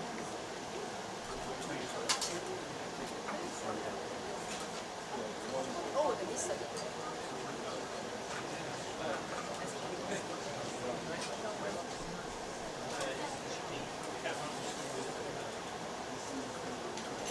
okay. Mushroom, yeah.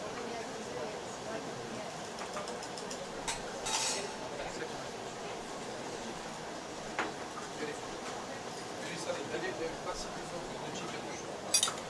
So there is no salt in the one marinated with koji. There's no salt at all. It's just that Well, koji. because shiokoji Yeah. has salt. But there is saltiness, but also there is more flavor to it. Makes sense. Okay. Anything else to say? Or we... So, everyone, I think Ladies and gentlemen, just one last minute. I am completely running out of time, so I'm going to just disappear until everyone else finishes, because otherwise it's totally unfair. And I will come back right at the end. If you still need more from me, I can talk about miso. Okay? Ladies and gentlemen, can we have a big round of applause?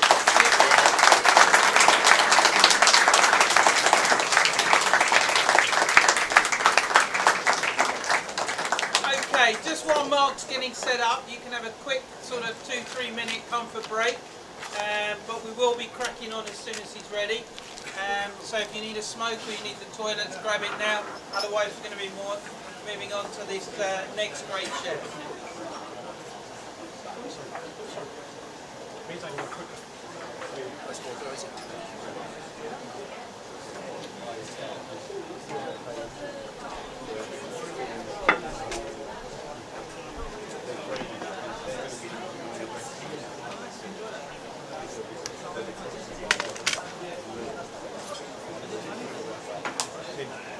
The way chef is, I thought was brilliant. Take them all. I tell you what, I've got a bag for you. Well, I can leave them here. Do you want chef to take it home? To be honest, they are lovely. I can see that's Why not? I've been taking a lot of something. Really interesting. Very, very interesting. Thank you.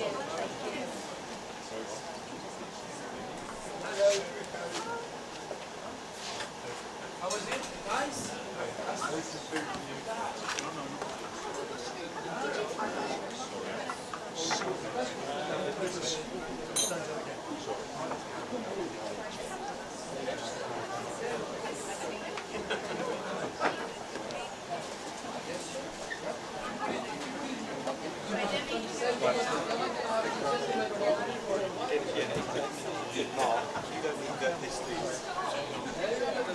So we want to drop that down.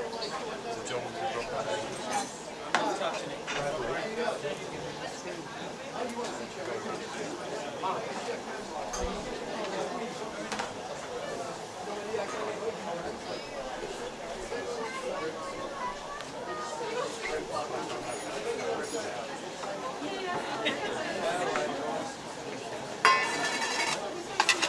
Mark, is this yours? No, is this yours?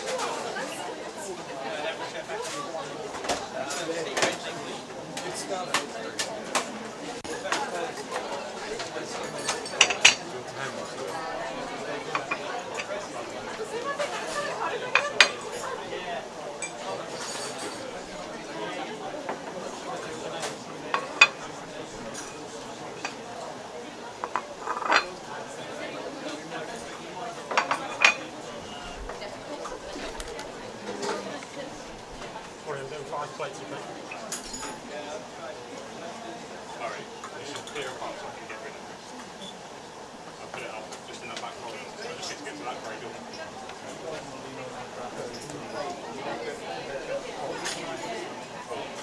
What are we getting? Mackerel with Barbecue mackerel with cured mackerel with ponzu, lime, chilli, soy sauce jelly, lime puree, and wasabi and apple. the ponzi is that the sesame kind of No, ponzu is like citrus. citrus. Yeah, very good. What's the one that tastes like sesame kind of paste? Oh, I know what you mean. I can't remember the name. Yeah. It's strong, really Yeah, strong. yeah, very strong sesame flavors. Nice. And yeah, finish with an apple, a wasabi, bonita made with liquid nitrogen at the end, so you've got lots of texture to that. It's a bit fiery, but because it's cold, it doesn't matter. You got the charcoal texture, flavors, and then eventually. Smoky, sweet, sour. But you say have the fish cold or what? Warm. I'm just going to see how long it takes to cook now, because obviously the barbecue's dropped the temperature. Okay.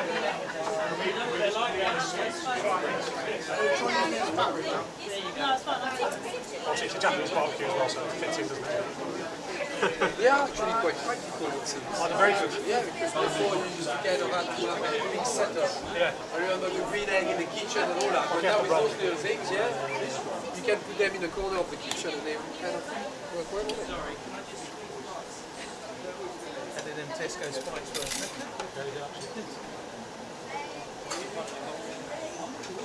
2 minutes, we're good.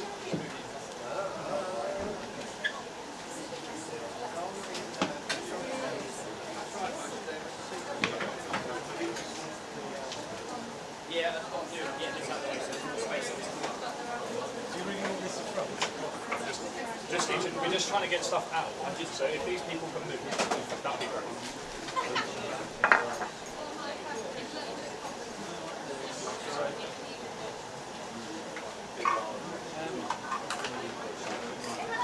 Guys, sorry, can we just move down so these guys can clear the stuff out? Otherwise, it's going to take a lot longer than it needs to. Thanks.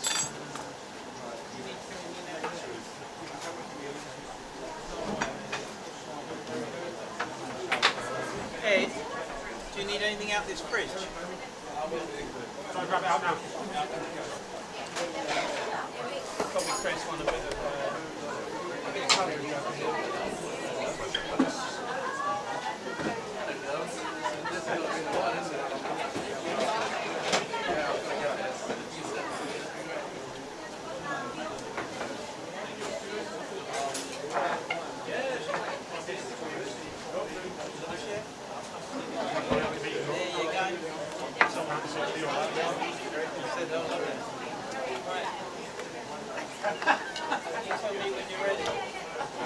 Let's wait for John Jackaman because he's doing my little night school.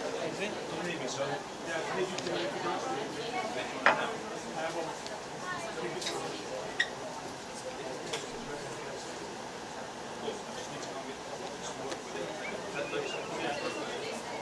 I'll do about a minute. Okay.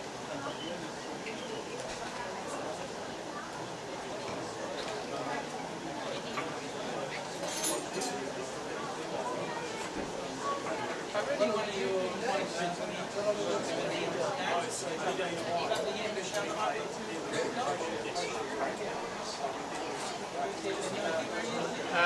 He's lives in Macclesfield. Yep. And he just does bits of freelancing. He had a heart attack not long ago, about a year ago. But he's all right.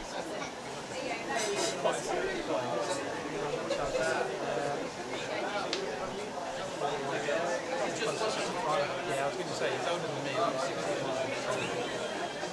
Yeah, well, he's all right. I spoke to his wife a long ago. She says he's okay. That's good. Well, tell him I said hello.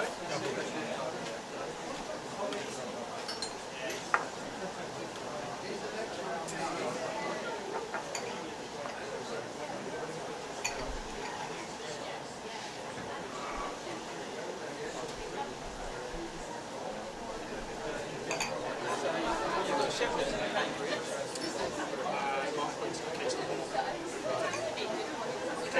C-A-I-S-T-O-R. If anybody wants a job, you're recruiting. Yeah, recruiting for February start.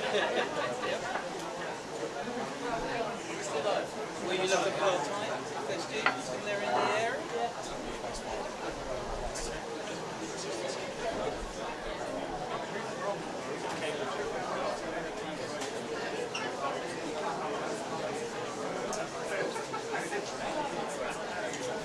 So you're like an agreetorship or so? Yeah. According to law. You want me to do it? I'd like you to do it. So I have no Yeah, idea. no. I'm being totally honest, John. Scares the hell out of me. Why? Let me show you something. Okay, yeah, so here, help me. This is chefs. If you drop it, he will cut you. Pour it in there really carefully. I won't cut you like grate you. Okay guys, can you tell the people outside we're about to start so that everybody comes back?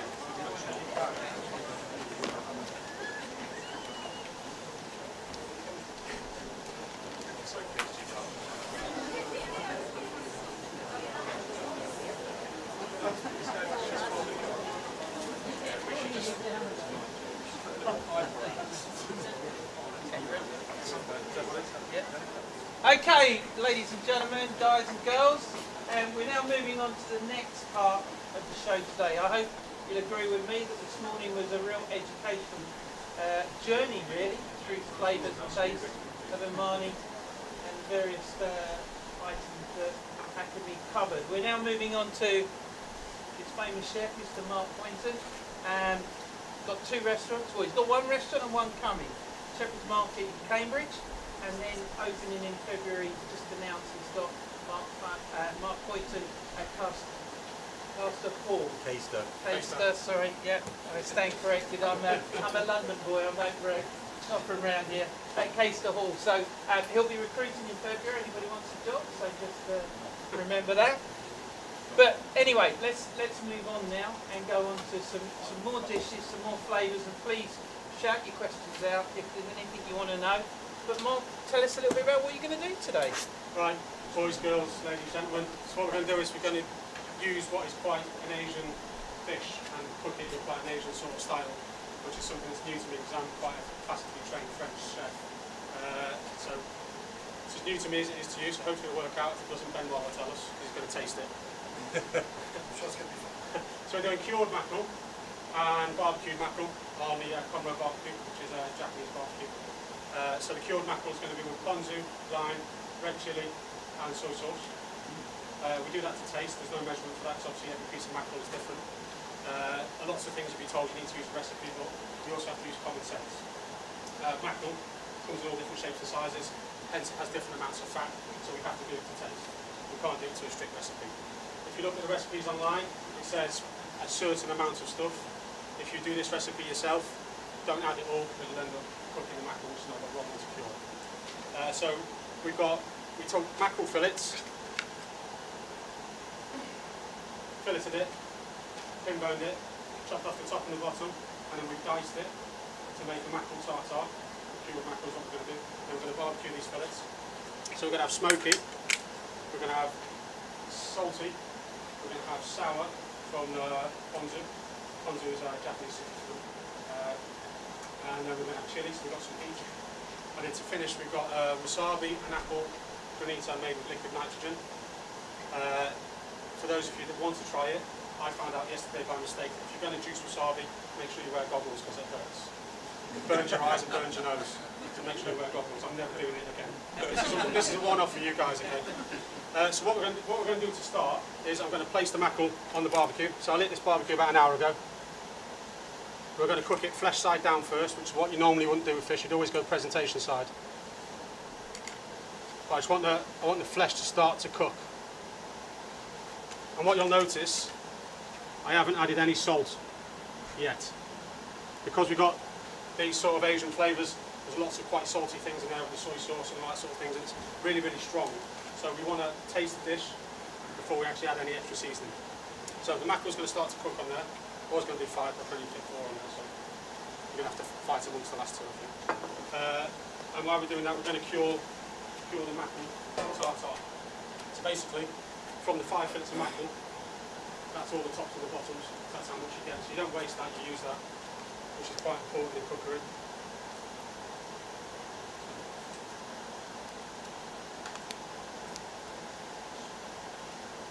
So we want to start with the salty element first, because when you're curing something, salt and acidity is what's going to start the cure. So we start with the saltiness first, which is the soy sauce.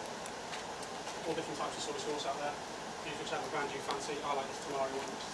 For me, it's not too strong, it's not too salty, or a little bit of sweetness. But like I say, it's up to you guys to use what you want. Did you pick the mackerel for a specific reason as the fish today? When Murray dropped me in it to do this demo, I said your food's perfect for this. I'm a French chef. I did a bit of research, and I know in Asia they use a lot of mackerel.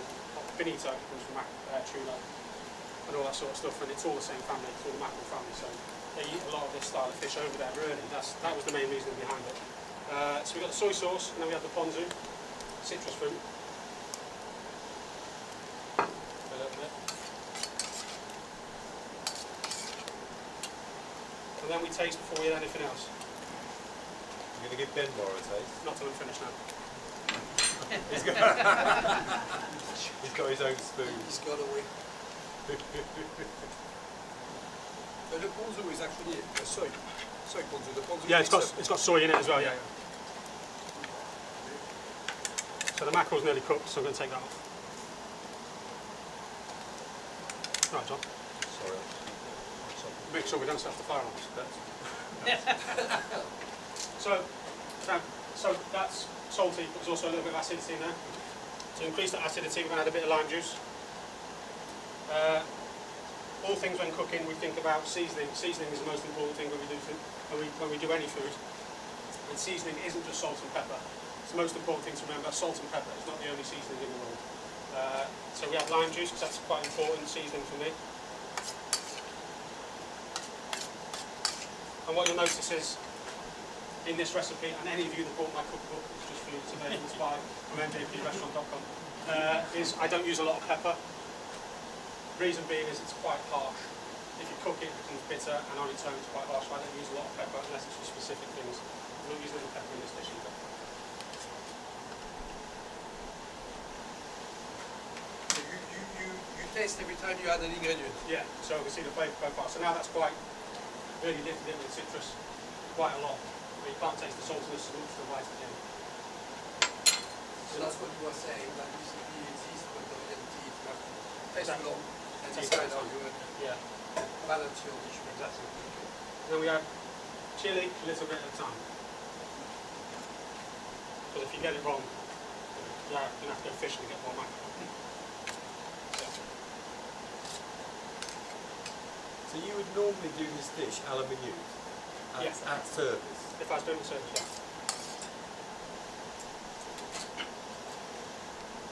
I want to set pepper as well, not peppercorns, not peppers themselves.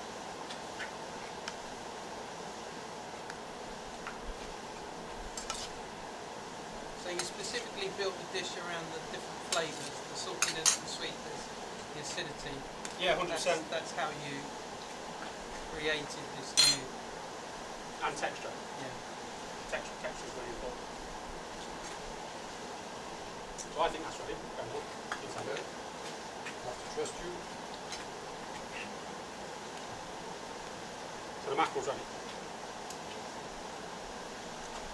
So you have heat, you have saltiness, you have the sourness, the natural oily sweetness of the fish anyway. Because all oily fatty fish is quite naturally sweet.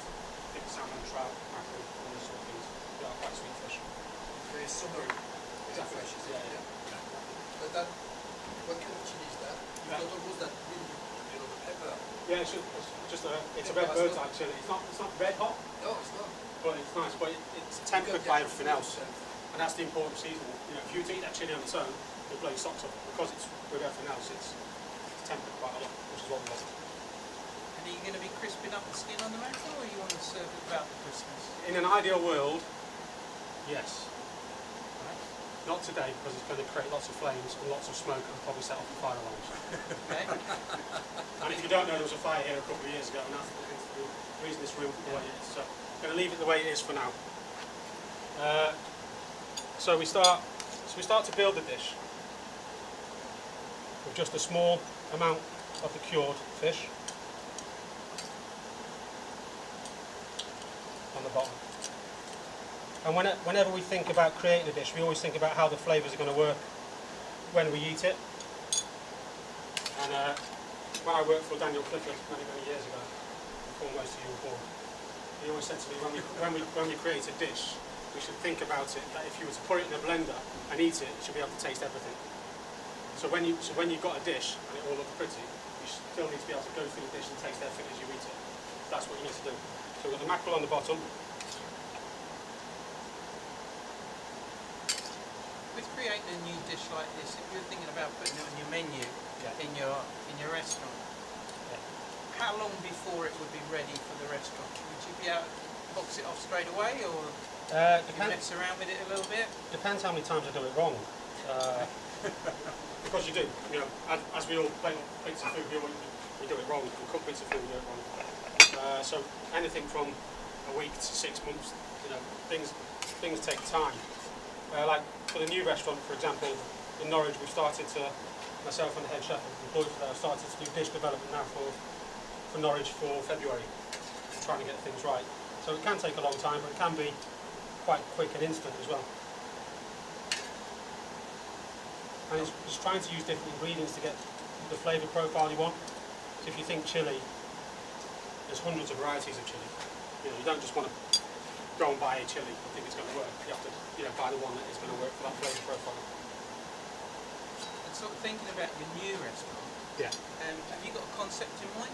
Is this going to be Mark's signature dishes in there? Is it going to be a combination of you and the new chef? This one's going to be for you, Maureen, isn't it? So it's going to be tasting menu only, 4 days a week, lunch and dinner. It's going to be the absolute best produce we can buy, cooked in the best way possible, so it tastes absolutely delicious. With lots of courses. It's quite hard to describe. Sounds like a good recipe. Yeah, my food's quite feminine. Some chefs cook really masculine and meaty and quite flavourful food. I don't. My food's quite light and quite feminine, so it's going to be based around that really. When you say your food is feminine, explain. So, I know, been there before, so. yeah. So it's like if you take some chefs, I'm using the barbecue for example. Some chefs use a barbecue a lot in the food. It's quite strong and punchy flavours, and it's like hits you in the face when you eat it. I think my food is quite light. You get all the flavours slowly. They release slowly through the plate as you eat it, rather than heavy with sauces and big heavy bits of taste of meat and all that sort of thing. So are you saying that ladies have got the more delicate palate than we guys? You're very well. Me and Benoit judge a competition every couple of years called the Young Pastry Chef, and Benoit's probably got the most feminine palate. Oh! So right, anyway, back on to the dish. So then we finish it with a lime gel. So the gel's made of, you've got the recipe, is it? So it's lime juice, sugar, water, and veggie gel from a company called Sosa in Spain, which is a Carrageenan-based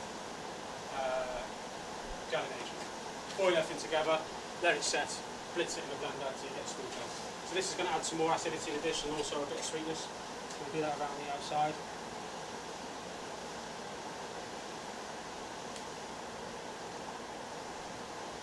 You put me off now. Sorry? You put me off now. I'm sorry. That's Why is everything my fault? because you have to blame somebody. The Steve stood You've here. got broad shoulders. That's fine. That's fine. No, we are not going to blame you too much. I'm used to it. They all There's blame nothing me. wrong with it. Adam Makes no Smith, sense. Mark Poynton, Russell Bateman. Right, again we have soy sauce jelly. So use the same soy sauce, tamari soy. Not gluten-free, everyone's gluten-free. So using the same vegetarian setting agent from Sosa. It's the soy sauce, fish stock, so obviously we're using fish. Boil everything together, let it set nicely. But it's also, this jelly is quite good because it doesn't melt until it gets to about 92 degrees. So it can go on hot food as well.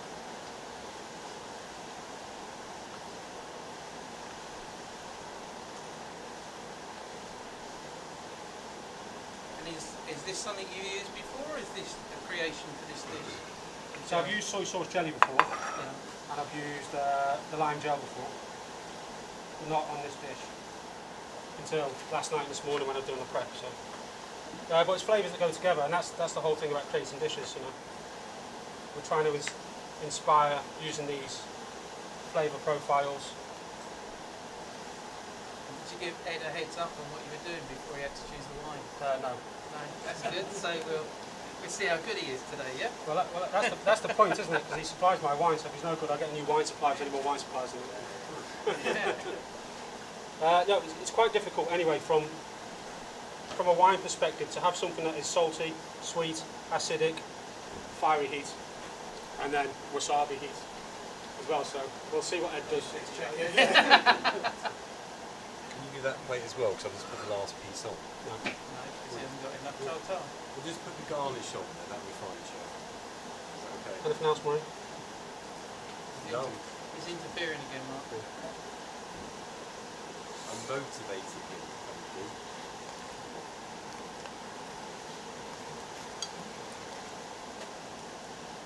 Puts it on, but he doesn't watch it to see if it's cooked, does he? That's why he retired from cooking 55 years ago.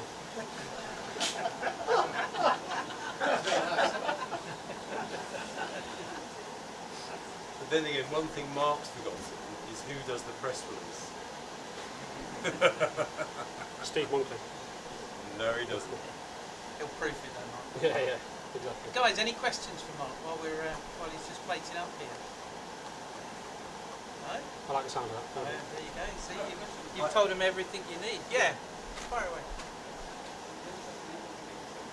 About that, yeah. Sorry, say anything? When it heats up, the flavour stays the same. Yeah, it doesn't alter at all, which is the quite good thing. It's the good thing about it. So when you boil everything in the first place, when you taste it, it'll taste exactly the same when it's cold, obviously, apart from temperature-wise, as it will when it's hot. And then if you wanted to remelt it, it'll be the same again. So it's quite a good product, actually. Believe it or not. Right, John, are you ready? So right, and the last bit to finish it. I'm getting John to do this because I've never done this before. We're doing a liquid nitrogen bonita. John says it's really easy. So basically, as I said, I juiced wasabi yesterday, mixed it with apple juice to the recipe. That's there. That's the same thing on the recipe. And then got the juice ready. And then John, basically what he's doing is he's pouring liquid nitrogen into the wasabi and apple juice mix, and it will make like frozen rocks bonita of the juice. So that's going to add texture to the dish. It'll add bite and texture to the dish. That's the idea, John, isn't it?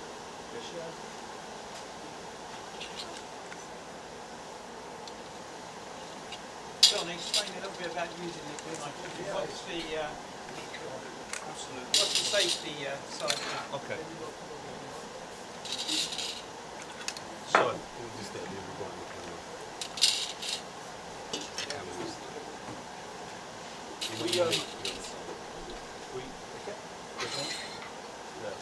if I do it over the chopping board, then we'll get it on the big screen. We do it just there.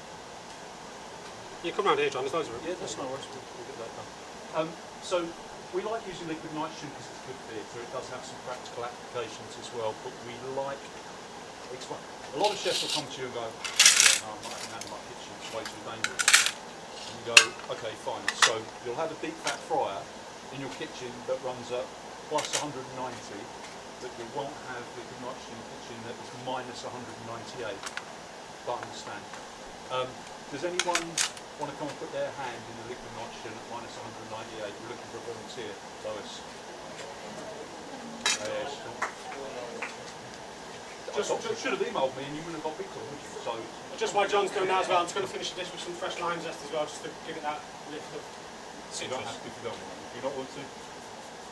Fine. I'll stop picking on you since you emailed me.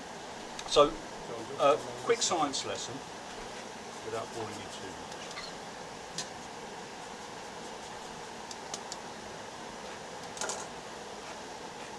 Shall I put it there, Chef? Yeah, but it's totally old school.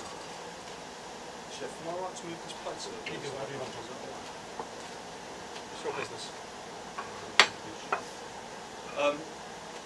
So, very quick science lesson because you're not here for science, but it is quite interesting. It might help you out. It's called Leidenfrost, and if you go onto YouTube, if you write that down later on, if you go onto YouTube, you'll see some really good videos on it. And, have you ever seen? You get a really quick skillet and you put water on it, and it dances around the skillet like in little beads. So what's happening is the skillet is so hot that the water is vaporising underneath and it's turning into steam, and that water is dancing around on a little blanket of steam. So this is minus 196 degrees. So as far as liquid nitrogen is concerned, this might well be 200 degrees. So when you see it on here, it will dance. I don't know if you can see that. It will dance around the same way on a little blanket of nitrogen gas. When you put your finger into liquid nitrogen, if you see it on the videos, the little blanket of nitrogen gas builds up around the outside. So for very short periods of time, you can put your fingers into liquid nitrogen absolutely. You need your fingers in there. So it's a safe product to use. The most dangerous thing about liquid nitrogen is it's a constantly expanding gas. So if we were to put this in a thermos flask, for example, we've effectively created a bomb, and at some point it's going to go off. So they're called dowers that the liquid nitrogen is delivered in and stored in, has a little vent on it. So if it builds up too much pressure, it will release and it will vent off the gas. And it's as simple as that. It's a fun thing to use. And we use it in here predominantly. We use it for classes and for our lunch bars. We make ice cream for customers, and it's great theatre. But what it does do is it freezes really, really quickly. So it forms really small ice crystals. So you get this wonderful smooth mouthfeel with freezing. It also allows you to do other cool things. Never done this before, so Yeah, we'll see where it goes. So, have we go?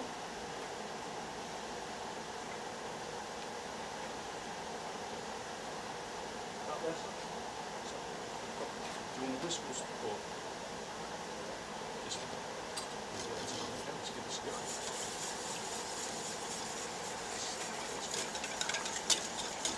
So it's kind of one of those fly-by-wire things. You can't actually see what's going on. But when we do this for classes and we get the customers making ice cream, you can see all the cans come out. They love taking pictures.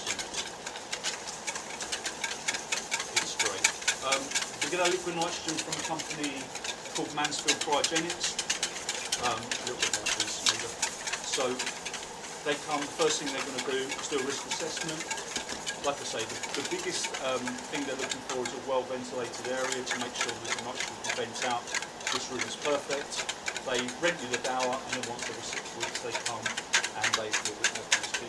They come and load it with, they come and reload it for us.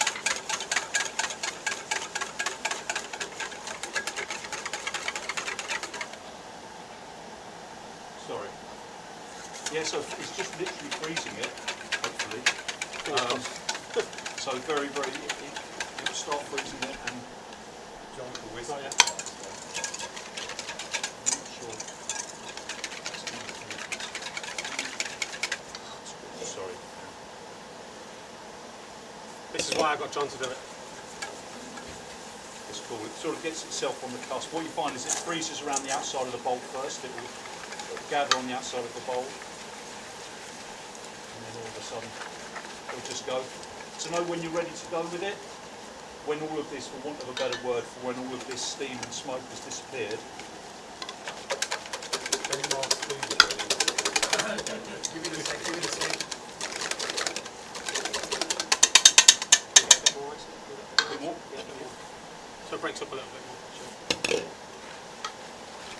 Yeah, when it's safe to eat is when the smoke or steam or whatever you want to call it has dissipated. That way all of the liquid nitrogen has been used up and has evaporated, then it's safe to eat.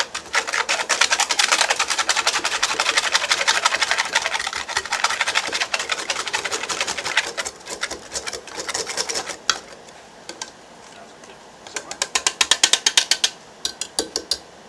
So there we go, from John, in aluminium preheater.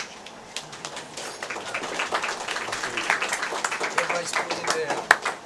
So Let's see. we don't want to put too much of this on. It's obviously it's quite strong. I don't want to tell you. If you eat too much, it'll blow your socks off. Yes. Yes, it would.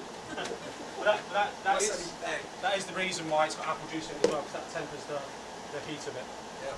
I think, yeah, as a standalone, it's fairly strong, and I suppose with the rest of the dish, it's just atomize and blend it and yes. I hope anyway. It's okay.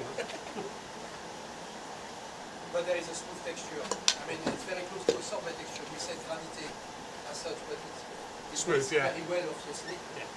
Which is the principle of an ice cream machine, which is combining the air intake as well as the chilling process, and you got that very smooth texture of a sorbet-like kind of. So yeah, and that's the dish finished. So it's Done. torch and cured mackerel with lime, soy, wasabi, apple. Ben, why do you want to give us a little bit of a taste? Yeah, I've got only a spoon. Is it? Yeah. Is it? Yeah, a spoon. Can we Yeah, have but a- I'll do with a I'll spoon. get you some coffee. Get some proper coffee. Yeah. Use a spoon. And as soon as Benoit's given us the verdict, we'll move on to Ed, and he's going to describe the wine that he's chosen to. Thank you very much.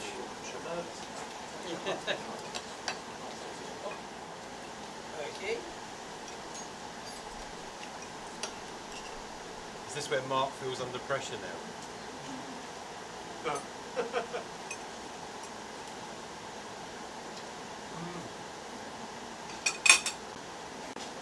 The wasabi is definitely thinking about what ties the whole dish together. I really like the tartare at the bottom with your chili pepper and the soya intake, and that lovely little jelly brings the umami we talked about so well. So it's a lovely dish, well done. Thank you. If anything, I think it needs the caramelization on the skin. Yeah. Which makes it a bit rubbery otherwise, but overall it works very well. And that has been a fish, the which I really like. It's a great dish. Well done. Thank you very much. Thank you very much. And Benoit, I want to give you this as well. Oh, thank you very much. Benoit's one of my heroes because I can't do pastry. Well, there you go. Thank you very much. Thank you. Thank you. What I would say is the balance is that you can taste everything on the plate. You get the flavour of the mackerel, it's not overpowered. That jelly, when you taste that jelly on its own, it really was a kick. But it's put them all together, and it actually does work really well. Yeah, and that's the idea. The idea is you can taste everything as it goes through. It's, cooks through and... And we are supposed to try the... Yeah. What have we got to drink with that? So,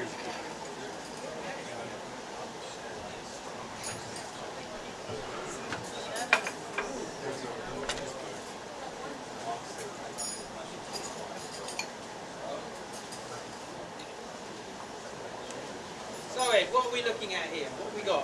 So this is the first of 3 wines that we're going to be looking at from Grace Winery. So Japanese wine, made in a traditional way. This is good. Guys, a bit of hush over in the corner here, please. This comes from just west of Tokyo, in the Yamanashi province, which is just north of Mount Fuji. So if you go west to Mount Fuji and then just in the foothills to the north, yep, so all of these wines come from that region. This region has become, well, there's a long history of viticulture in Japan. However, it's only towards the end of the 19th century that it was used for making actual wine that you would drink at a table. Grace Winery have been going since 1923, so quite an old winery. And they specialise in the Koshu grape variety. Koshu is an indigenous grape to Japan. If I was to liken it to a grape, and this doesn't mean to put it down, when I say this I mean that it's like some of the better wines from this particular grape. It's quite similar to Pinot Grigio. Pinot Grigio on the outside, even though it makes a white wine, is actually a pink grape or a slightly greyish pink grape colour.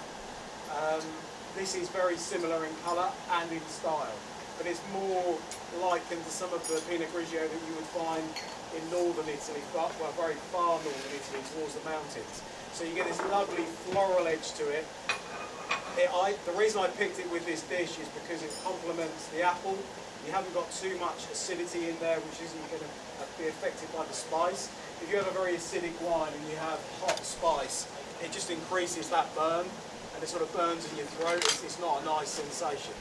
This is not sweet, but it's not too acidic. You can really taste that fruit coming through. Another thing is, in this area you've got volcanic soils, which means that aromatic grape varieties like this really thrive. So it's a very elegant style of wine, but it's still got lots of flavour. So we're not trying to overpower any of these dishes today, but it should complement it quite nicely. Who likes it? Yeah, I do. Yeah? I think it works very well. I think it goes well with the dish. It's almost that fermented kind of, I don't know if it's because we've had plenty all through the morning, but the first nose I had was a little bit of that koji kind of fermented. And but then after you clear it, everything changes. It's quite rounded, sort of flat on the palate. Yeah, and then the first nose was just really nice. Ladies and gentlemen, I think we need a big round of applause for Mark. Thank you very much.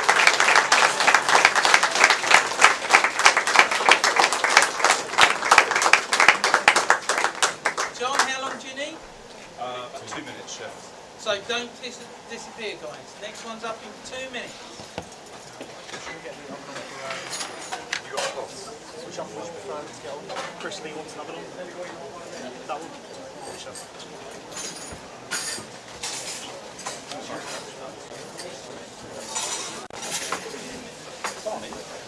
Yeah.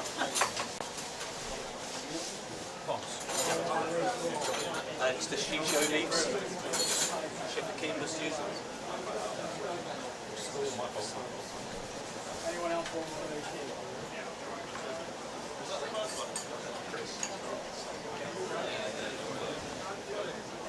No, I would try. Shut up, that's usually good, imagine. Does it how much? Yeah, I didn't know who it was. Then again, we are champions.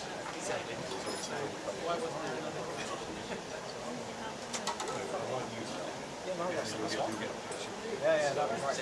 Stuff to bring through. Yeah, I've got plenty of. They'll bring it through or what?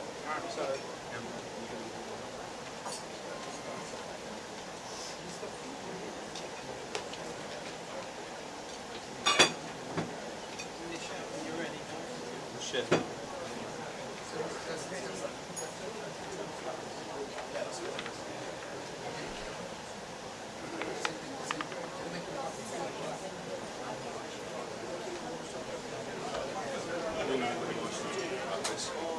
Because you did most of the work. And I speak about the motion.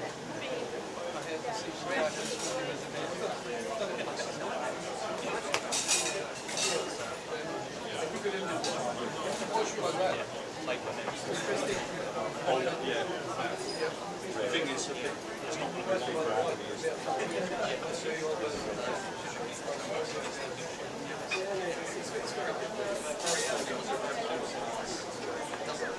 You joining us up here?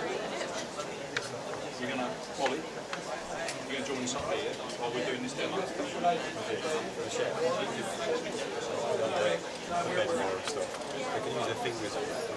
Yeah, most of it, they'll be fine. There's not enough of one of everything for everybody, but everybody can taste some of it. You take the lead. This is going to be nice and quick, Chef. Okay, ladies and gentlemen, we're on to our next session. I'd like to first of all thank John here, Lou, and Barney for allowing us to be at this wonderful facility today. I think it's an amazing place, and if you haven't been here before, I'm sure, like me, the first time, when you drive up, you think to yourself, where the hell am I going? But then when you get inside, you think, what a marvellous, marvellous place. So first of all, big round of applause for these guys. And all the team. Secondly, I need to mention that you are in the presence of the barbecue champion from 2021. And nobody stood up to challenge them this year, so they're going to hold it for another year by the seams of things. But anyway, John, I'm going to leave it to you. Tell us a little bit about what you're going to do today and what they're going to taste. Thanks. I think it's actually pronounced champion. Okay, sorry. Guys, welcome. I'll get a chance to thank all you guys again, hopefully before you disappear. Murray phoned me up a few months ago when we first heard that we were doing this, and he said, I'd like you guys to do sushi. And we went, so you want us to do sushi in the Japanese embassy in front of Chef Akimi? Yeah, no, that's not going to happen. We're doing that for another go. And Murray always gets his way, but it was really, the more he talked to me about it, the more it kind of, the more it captured me. What he's not asking us to do, thank God, is produce sushi in the classic form of the word, because that would be absolutely not our skill set at all. So, Yeah, but the thing is, like John said, do I really have to cook food, sushi in front of the Japanese embassy? And I said, yes, John, because when you taste these dishes, one thing I love about John and his team is the way they look into the depth of food. Do you understand where I'm coming from? The depth of food, the layering of food, how you marinate it, how you cook it, how you slowly cook it, quick cook it, and then you have different textures with crunchiness. And the way John cooks, like Steve said, he won the barbecue championship and beat about 6 Michelin star chefs. You know, I've got to boost his confidence up a bit further. But I said, John, I want you to do this because what you're going to taste when you taste it, you're going to have so many different textures and flavours, and you guys who are online cooking as well, I hope you follow the recipes and you're going to go through the same journey, and we'll all be watching Benoit's face as he eats it initially, so that's going to be the best bit. But John, take these people's imaginations through this journey of food, and thank you very much, sir. oh, thank you, Chef. Cheers. So, the more you exactly as Murray said, don't try and do sushi, do an adaptation of sushi, explore flavours that are perhaps more common to Western cookery, using some of the techniques of Japanese cookery and sushi. So it became quite an interesting challenge to us. So please don't worry too much about the aesthetics of these dishes. I appreciate that sometimes you see sushi done by sushi chefs that have been practicing this art for 20 years, and it's just a masterful work of art. This is all about depth of flavour and complexity of flavour and marrying flavours and what we can do.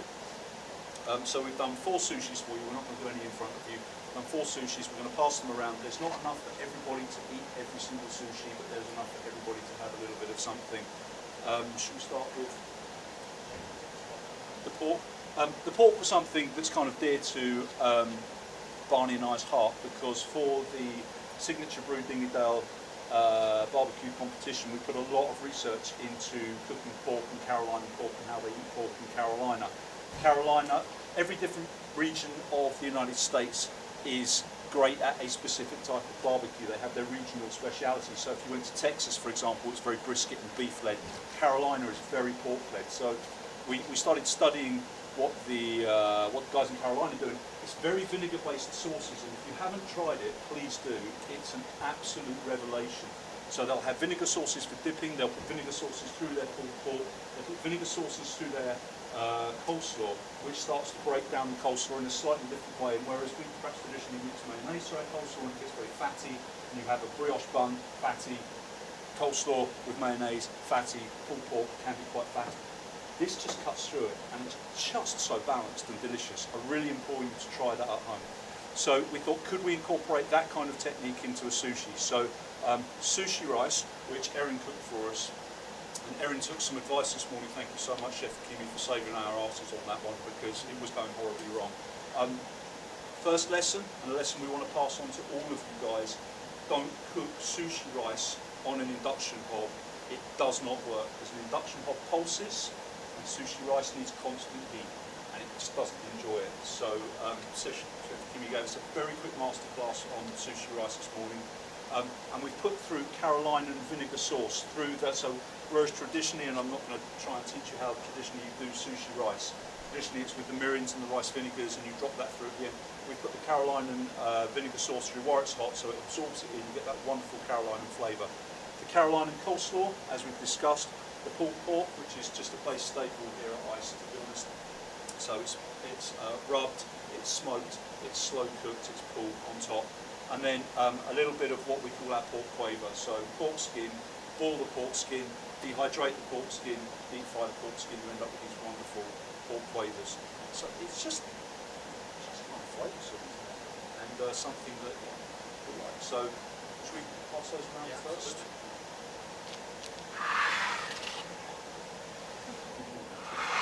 Yes. Actually, I want this.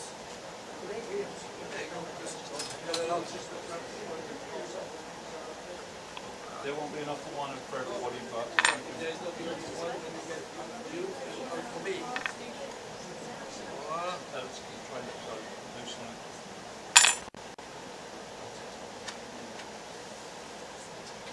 Oh, yeah. Thankfully that's open. Okay. So while you guys are, thank you so much, Chef. Thank you. So while we're passing that around, I'm quite conscious I'm going to have to be fairly quick here, because we're going to try and catch a bit of time up. We do a thing in here once every 3 months called Seasons in Ice. It's a 9-course meal for 15 guests, and we literally can use whatever ingredients we want and have the best fun. And this was probably, actually, this is pre-lockdown, wasn't it? Pre-lockdown. We made birch tree sap ice cream, and if you've never used birch tree sap, it will cost, it costs all the money, but it's worth it. It's such a beautiful ingredient. And we made a birch tree bark bread as well to go with it. It was a wonderful dish. And Barney absolutely loves mochi, and we thought perhaps we can try and incorporate that. And this has been actually a labour of love, hasn't it? It was a good idea. Enjoy these, because we are never ever making these again.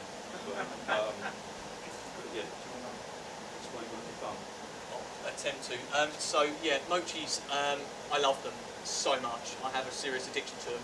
And the best way I could describe of doing it is that the dough itself is made of sweet glutinous rice flour.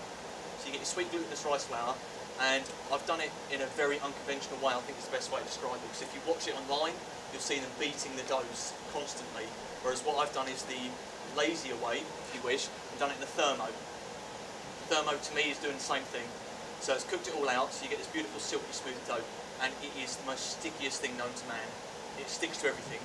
So then once you've done that, you then beat it till it's nice and cool, and then you've rolled it out with about 4 kilo of corn flour, because otherwise it will stick to anything that it looks at. Then what we've done is we've actually made a white chocolate mousse, which is literally sugar, white chocolate and cream. That is it, really simple. And then what we've done is we've actually froze them in little hemisphere molds, and then what we've put into that is the 3 drops of the birch sap syrup. The reason for that is because it is so intense, is you need about 100 litres of birch sap that is reduced down to get about a litre of the birch sap syrup. So it's so intense, it's almost treacly. It's the best way I can describe it to you guys, but you guys will try it in a minute and that. So that's that, and then for the salmon, is what we've done is we've cured it in light brown sugar and table salt for about 2 weeks. So you're drawing as much moisture as you can out of that piece of fish. So it's nice. So the flavour and the actual texture is so dense. And then what we've done is dropped it in maple syrup in a vac bag, so you don't need a lot of it. Put a little bit of maple syrup in there, and then literally seal it up in a hard vac and leave it for as long as you can. It's all going to absorb into that. And then finally, because this industry is trying to get better at zero wastage, we've got the skins, we've scraped all the fat off and dehydrated them. Once we've got them dehydrated and nice and crispy, we've deep fried them so they're super crispy. And then we've actually blended that with some spruce tip sugar. So literally what it says on the tin, 100 grams, equal quantities of spruce tips and caster sugar, blended together, and then that's just combined in with this skin and sugar, and that's just sprinkled over the top. That is mochi, and if you have 3 days to kill, go nuts and make them, otherwise don't. Unless you're a master. I think it's taken 3 weeks off your life, hasn't it? Have you guys ever heard of a company called Bellow Wild Foods? Bellow Wild Foods, you need to get the app. They're amazing, they forage. You can buy so many cool things from them, from mushrooms to spruce tips to different grasses, and some wonderful flavours.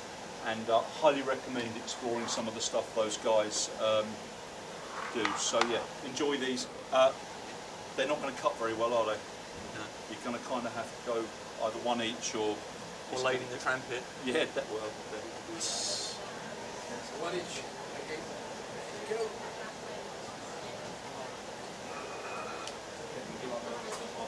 Make sure the guys at the back, so students first, guys, and then some people. I've had some good happening. Yeah. My wife loves this stuff. We did frozen tomato. Yeah. Yeah, the frozen version, There is yeah. almost caramel flavor. That's Yeah. something caramel in it. Yeah. I love it. You don't know.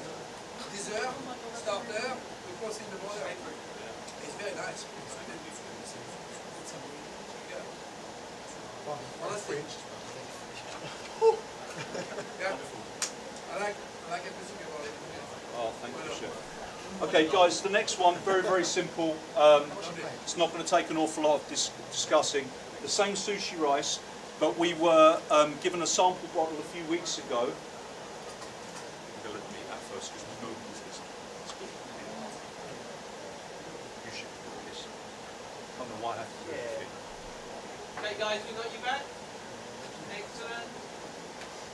So sorry, I know you've had so much information. I'm just trying to get these samples out to you really quickly.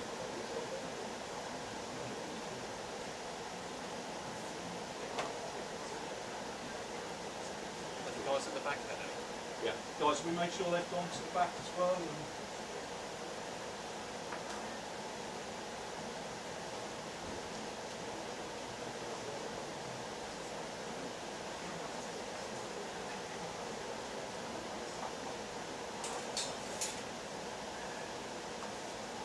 They don't care. Guys, so sorry. So the next one, we've got sushi rice, exactly the same principle, but rather than the Carolina vinegar sauce, we were sent a sample of elderflower vinegar the other day. Oh my God, just one of the most delicious things we've had in the kitchen for a while. So we've done exactly the same thing. This is a little bit more delicate. So we've taken carrots into a vacuum packed bag with orange, take the skin and the pith off the orange, oranges, carrots and cocoa nib. Really hard back, 80 degrees in a sous vide bath for about 5 hours. Then straight into the blast chiller and let it go cold. And we've cut the carrot really, really thin, the same way you perhaps would salmon. We've got the elderflower vinegar. We have the black garlic ketchup, which Kieran makes, which is an absolutely delicious thing. If you guys use black garlic, are you using black garlic? Try black garlic. It's got wonderful licorice yeast taste. It's absolutely fantastic. If you want the recipe for black garlic ketchup, Kieran's your man. And then yuba, which is a really interesting ingredient actually. It's right, I'm going to get this right. It's the skin of soy milk. So you know when you get skin on milk, and you can take that off. It's exactly the same, but this is the skin of the soy milk. You can buy yuba, Y-U-B-A, I can't spell, sorry. And then you can either, so what we've done here, Kieran, you probably best tell us what you've done. Put into a 10% brine, some aromatics left for a couple of days.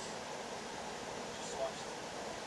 So it sucks in all of those flavours from different aromatics and bits and pieces you put in. We have done it before where we do that and we bake it in the oven, don't we? And it goes really, really crispy and you can use that to add like little texture and bits, like little bits of fine pastry on top. But it's just a really simple one, and again it's got some fun flavours going on.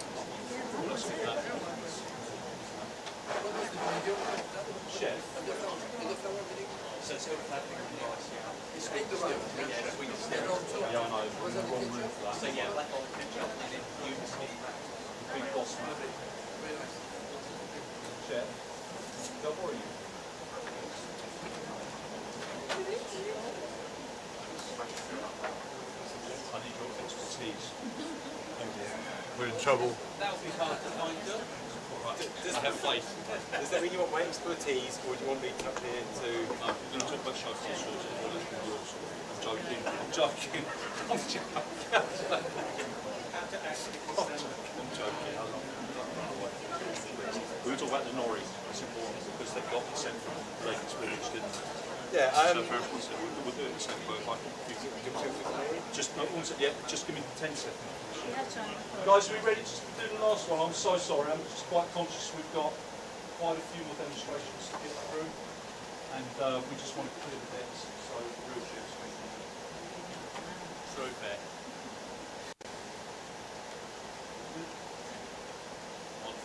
Okay, so this last one, this is kind of fun because we're looking for things quintessentially English that we can incorporate into sushi, and Barney suggested jellied eel, which obviously big in London. Yeah, I know. Bear with me. Promise you, you're going to enjoy this. This particular dish uses some very special nori seaweed sheets. And I thought Murray could perhaps talk to you a little bit about those seaweed sheets. Then we can tell you what we've done with them. Yeah, well, what's really important about these nori sheets is there's a lady I've been in contact with for the last 5 months from the Japanese embassy called Eriko. She's had to shoot because she's got another meeting down in London later. But her family make these nori sheets in Japan. Her family make these nori sheets, and then she had them especially shipped just because John could use it on the dish today. And I'd just like to, before John goes any further, when we finish today, you know, if you look in front of you, we've got all these copper crest boxes, you know, and thanks so much to the boys, because I know that John and Barney have been eating quite a lot of it because they enjoy it, but we're going to make sure that you guys take it home with you as well. And then we've got other presents as well, because through also Japan Express, which you look at the recipes, there's a hyperlink on all the recipes. They've sent us loads of little presents for you guys to take home as well. And then obviously Shumpi as well from the Japanese embassy just passed me some even more books for you guys to take home. So your learning curve is always there. And you've got to remember as well. Sorry, Ralph's combo, the second kombucha from the wasabi company. Yeah, and we've got also, we've been supported heavily by the Wasabi company, which is obviously on the link on the recipes as well. And what's great is, you know, you can imagine some of you are cooking, hope you're having a great time, hope you've hit some social media.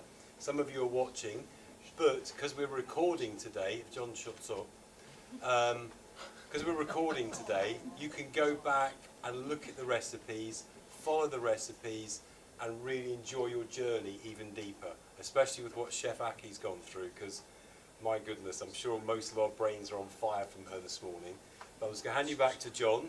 If you can just finish, please, Chef, and then we'll get, because Benoit's taste buds, look, he's getting excited. Completely. I can't wait. Jelly deal. Okay, so thank you so much for that, Chef. So really special nori seaweed sheet.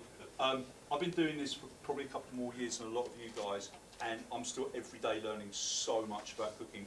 Probably one of the things that I feel a little bit dumb I didn't know years ago. Did you know nori seaweed sheets have two sides, a shiny side and a dull side? True story. Always fill on the dull side, so you roll, so the shiny side's on the outside for presentation. I never knew that. Have a look next time you use a nori seaweed sheet. So we've done a smoked eel mousse, and this is just flavour. This, oh my God, so much flavour. It's so delicious. And then we've wrapped that in the nori seaweed sheet, and then we've taken fish stock and we've flavoured the fish stock with some kombu, and then we've set it with agar. Agar, pretty much always, depending on salinity, is 6 grams to a litre. Just go with that, you'll be in a pretty good place. Agar's a good seaweed-based gelling agent, as in it's nice and flexible.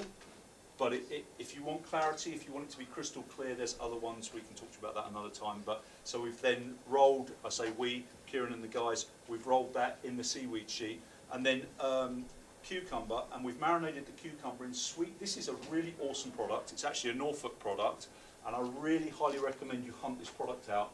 Sweet distillated horseradish vinegar. It is an absolute game changer with fish, with vegetables, to marinate things in. It is stunning.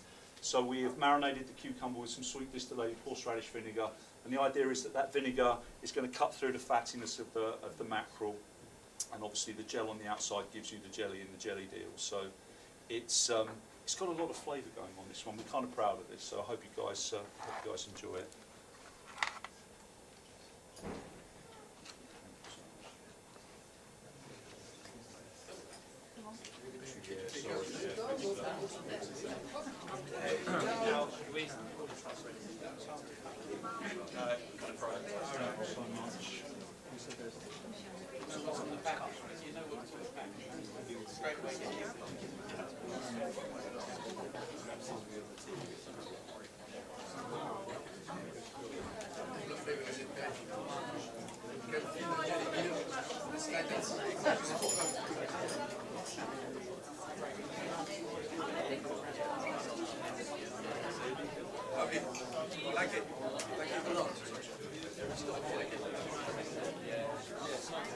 Okay, guys, that's it for this session. Can we show our appreciation, please, for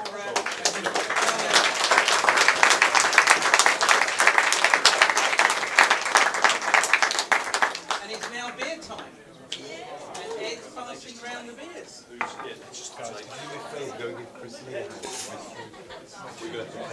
guys all right? Thank you so much. Hey guys, amazing. Thank you so much for that. That was incredible. You stay here for a minute, please. Can you guys go and help Chris? Is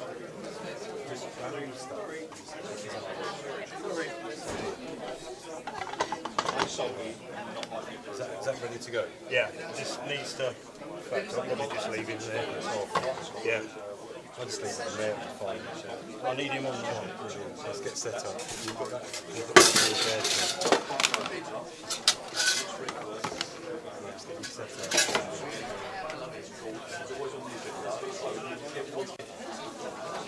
Very well.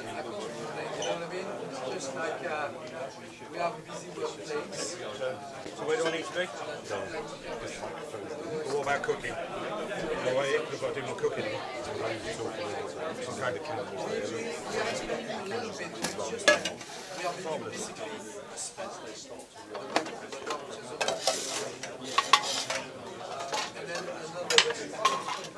So you need another non for that?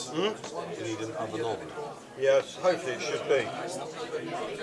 Did ask the young lad to put it on. Where's the oven? Oven's on over here, chef. Yeah. What's it on? Yeah, let's go up a bit. We go 40.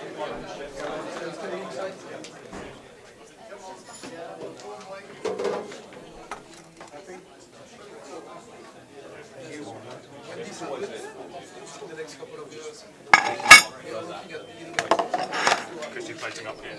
Yeah.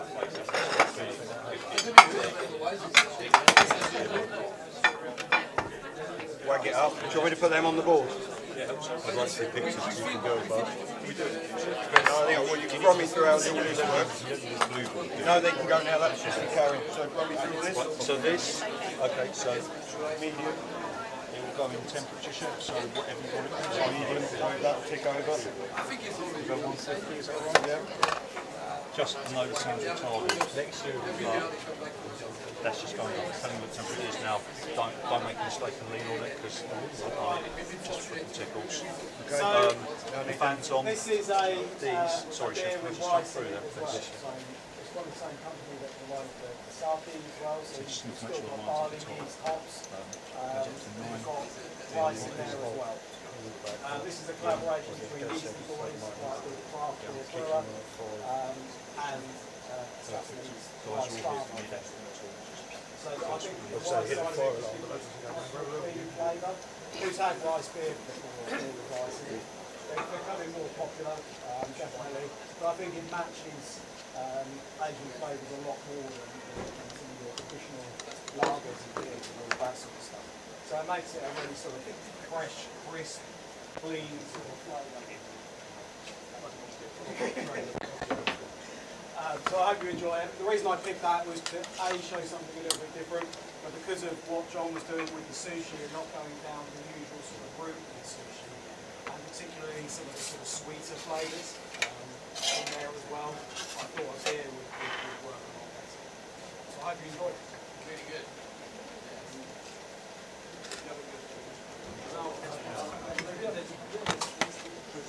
is it in one line, John? Is that in one line? Yeah, so yeah, in the dots. Where are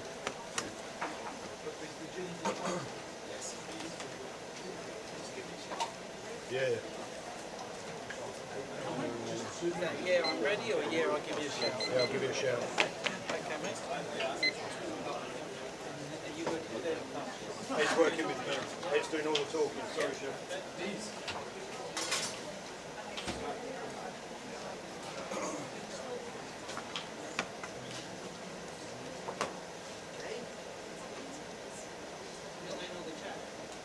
Doing a little bit of it. Am I moving them? No. Am I moving? Yeah, I'll be over there. Sorry, am I moving to get it hot? That was it. Yeah, either way. So, Do I have to go back to the beginning? so 170. It just give you the temperature. It's getting that. Okay. And then that just the entire sheet will get to 170 degrees. Chef. It's hot, isn't it?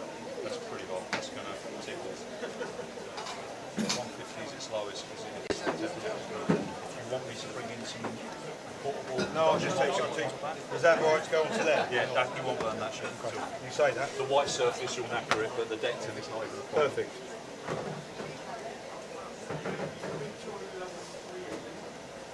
Right. Do you want me to stay here and give you next? There's no bubble back. Great.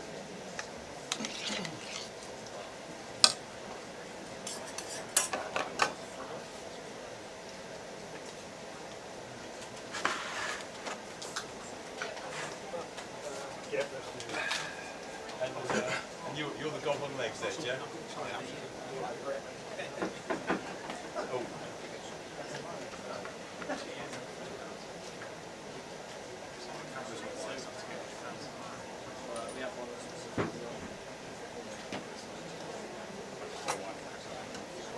Right, come on. Okay, Okay guys, we're moving on to the next demonstration now, and I'd like to introduce Chris Lee, Chef Director of the Three Kings Farm. Farnham All Saints, Saints. 10 minutes down the road. And are you recruiting? Yes, always. Yes. So if you want a job, there's another one for you. How long have you been in there now, Chris? I've only been there 6 months. Right. So 6 months, so it's a new venture for me. Classic pub food, cooked as you'll see today, just with a little bit of a twist. So, yep. Fantastic. Right, Ed's going to be doing, as he was just introduced as Dog on Wheels. So he's going to be doing all the talking, and Chris is going to be doing all the work, like normal chefs. Normal. Yeah. So, yeah, Chris will be telling you about how he's cooking things. I'm going to talk a little bit about what he's cooking in particular. So, what we're focusing on here is Wagyu beef. So, we've got 2 cuts. So, we've got ribeye, and also short rib, which is slow cooked and we're putting into a shepherd's pie. Yep.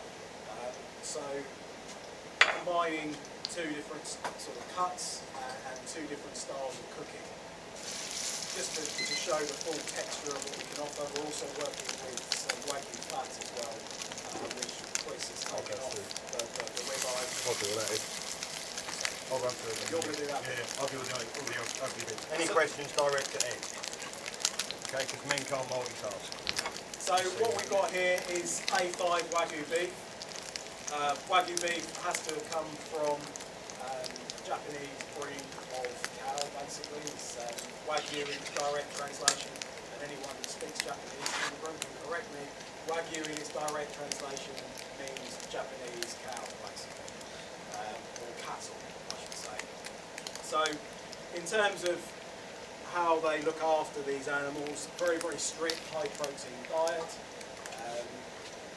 We're looking at only using certain breeds. The main one is the Japanese black breed, which gives the correct level of marbling and also yield. So when you're looking at the grading, this being A5, the A starts to look at the actual yield of the animal. It needs to be over 72% meat in terms of the actual full carcass. It needs to be 72% of meat content. Then the 5 relates to a mixture of beef marbling score, beef colour standard, beef fat standard, firmness and texture. All of these meats have been very kindly given to us by Zeno, who they sent us these, and yeah, they've sponsored this dish effectively, I should say. That's the best thing to say. So in terms of the lineage and where the actual cattle comes from, each of the cows will basically have a 10-digit identification number. So they'll actually be able to trace them all the way back to where they originally came from. Therefore, you can provide this level of quality. You'll find a lot of places will offer Wagyu burger, Wagyu this, Wagyu that. It could be, but often they'll be mixing with other things, or if the actual breed has been bred with other cattle, to almost bring the price down. So when you're looking at this, you really need to be looking at certification and exactly where that cattle came from.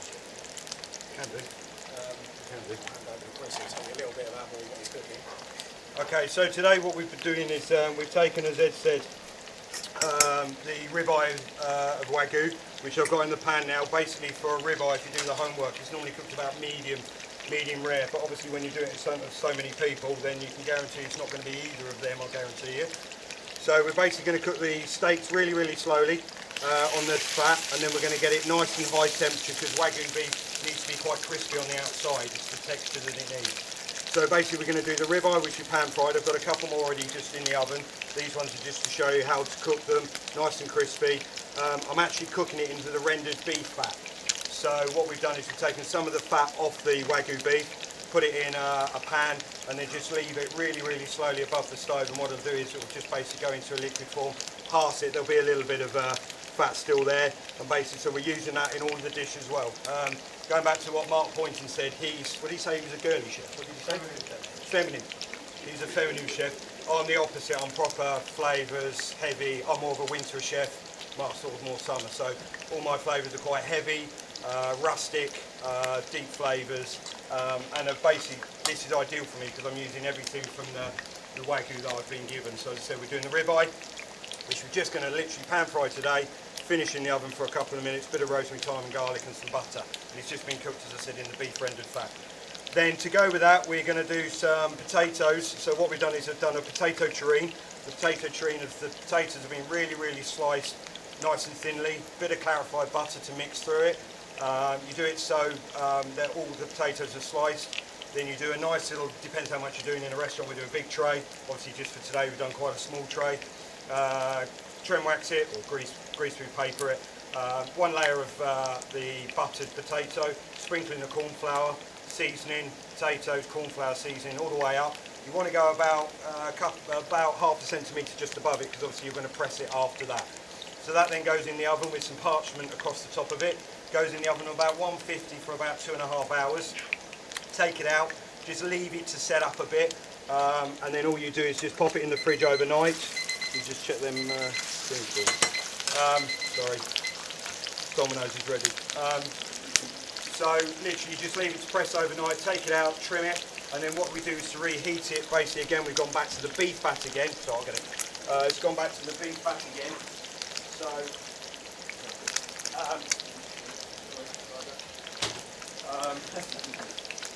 so basically, yeah, in goes the beef fat into the pan. So again, this is building the flavours. So the potato tastes of the Wagyu.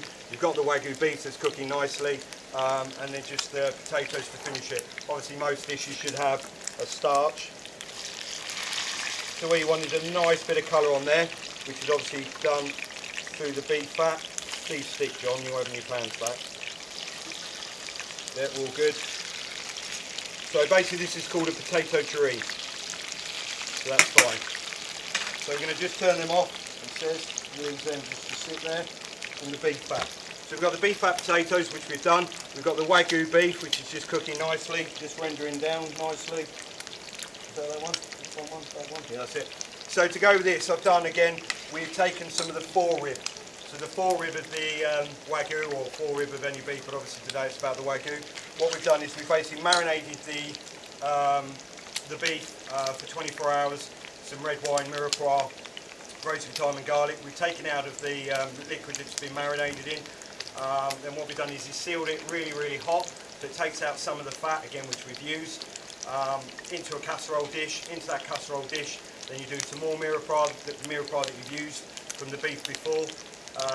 Caramelise all that off, a little bit of tomato puree, a little bit of red wine, reduce that down, then some beef stock, reduce that all the way down. As soon as it starts, tomato juice in there as well. As soon as that comes up into the boil, you put that into the oven, you leave it in the oven for 140 for 10 hours.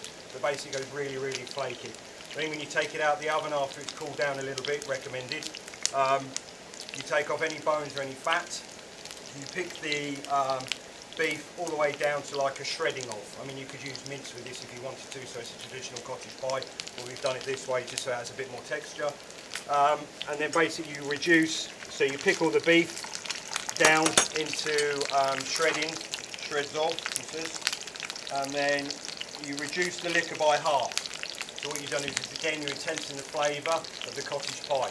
Then what you do is add some diced celeriac, diced carrot, diced onions, some roasted thyme and garlic again into the liquid after they've been sautéed off, and then you add the picked liquor, the picked meat. So what you end up with, so I come over there, is basically, is that about right? You basically end up with a lovely cottage pie which has got all the flavours of the Wagyu beef, and then it's got the traditional garnish of a cottage pie. So it's got the carrots, the celeriac. Use celeriac because I prefer celeriac to celery.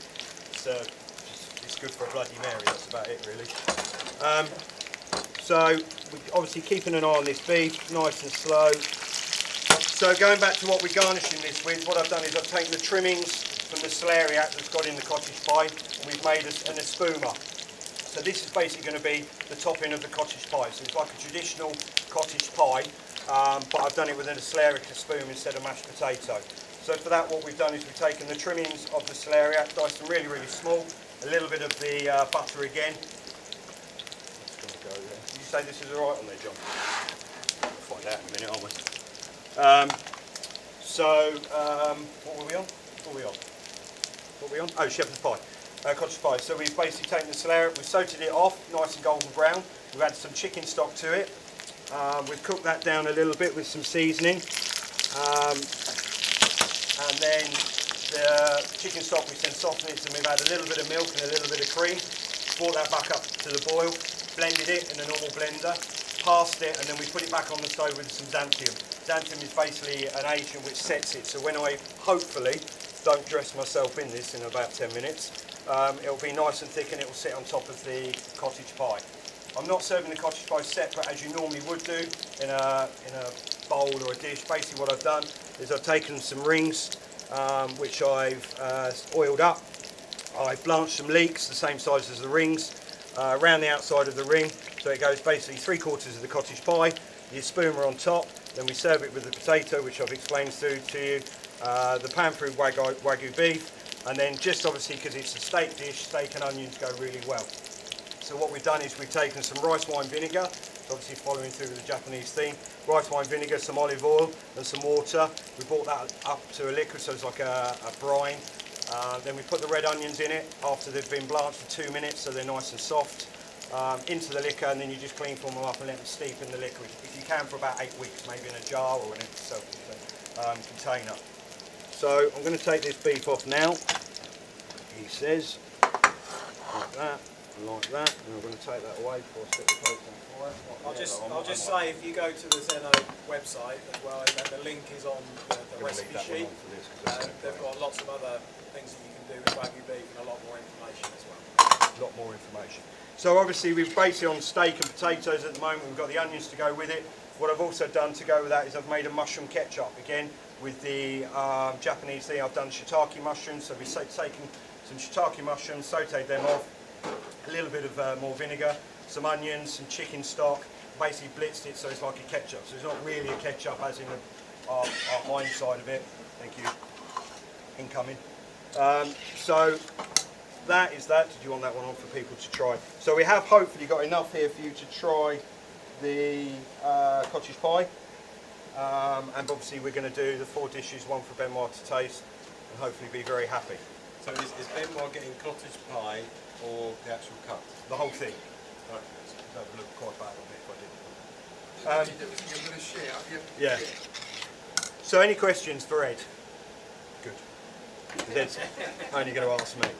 So as I said, this is me taking a prime cut of meat and then using all the others. You should always, as a chef, if you can, obviously maybe not all in one dish, but try and use the whole animal from, you know, if it's a lamb from its sweetbreads to its legs, chicken from its cock's comb to its feet.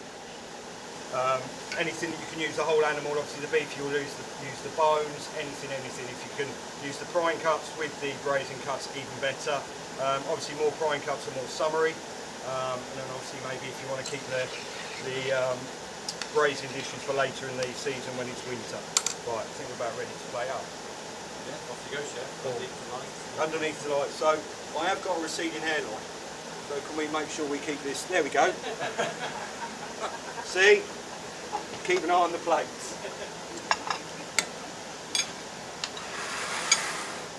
Still need to go back.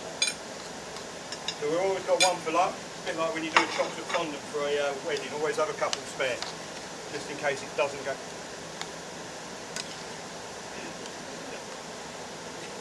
It was burning. It wasn't burning. Well, it might have been. So we're going to take the shepherd's pie. Sorry. Terrible habit that is. I did forget mine. So we've got the cottage pie, which we're just going to finish with a little bit of flat parsley. Not too much in there because you don't want it to go absolutely everywhere, it says.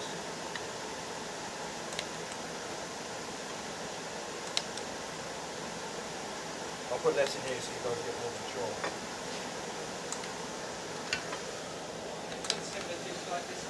We have, as I said, there'd always be a braising dish and something to accompany it with, always. It's about the flavours as well, but it's also about the respect for the animal as well. You know, the animal's been, you know, brought up and done and looked after, and where's my fish? Yeah, sure. So we're going to put the potato on the plate, just to go with the cottage pie.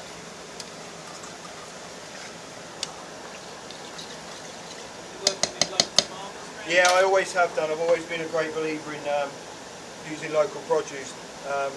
Back in the day, when we first took over another establishment I used to have, we got best use of local produce in the whole of England, because it's about using everything that's on your doorstep. So my butcher, which is just up the road in Stow Upland, which is perfect for me because it's just down the road, and the red pole cattle that we use, which is there, the lambs that we use, the chickens and everything, it's all local. And so, you know, fish is obviously a little bit of an issue for us out here, but we try and use as much as we can. I find a lot of chefs think they should do it, not because they want to do it, which annoys me, because you should want to, you know, do local produce always. So we just put the mushroom ketchup on. Do the farmers come to you, or do you do it through a middleman? Normally they're wise.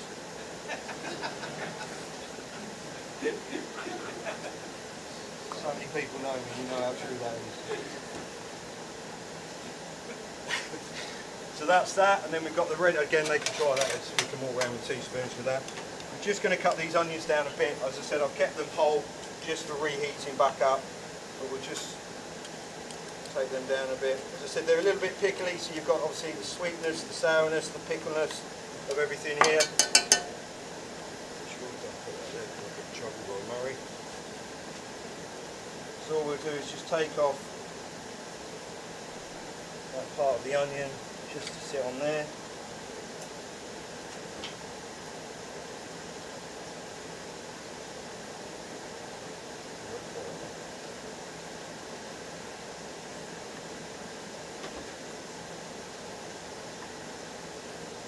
that's that on there. I can go back in there, that pan's done, that pan's done. What bit of advice would you give these guys going for their first interviews? Turn up on time. Turn up on time and look smart. That'd be my first port of call. Ask loads of questions and make sure you do your homework before you go for the interview.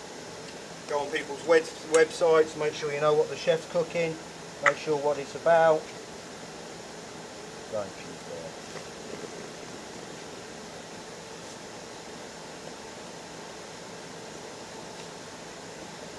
Yeah, definitely, and you know, go well prepared for the interview and be prepared to work very hard. You've got to. This industry is a very hard industry, but at the end of the day, it's worth it. And you reap a lot of benefits because you can cook some great, amazing food. The hours are long, the hours are hard. Obviously, a lot of our chefs now are trying to calm down the hours with, you know, trying to do sort of 4.5, 5-day weeks, things like that. You know, just, you know, trying. But it, you know, this job does involve weekends. It does involve late nights. But if you've got the passion for cooking, yeah, if you want to, if you've got the passion, then it's worth it. And it is, you know, to stand there and serve a dish on a hot plate on a Saturday night when you're really busy, and you get involved with this cooking and things, and you stand there and you think, actually, I've cooked that. You know, I was part of that dish, and that customer is really happy. There's no feeling like it. There is the other end of it when on a Saturday night you're writing shit and the chef's not very happy with you. But you do take the good with the bad. So all we're going to do, hopefully, is these are going to come off. But it does help if you've got shapes. Do you agree with doing trial days where you're going to? Yeah, I think so. Cause it's good for the. We're going to leave that one off.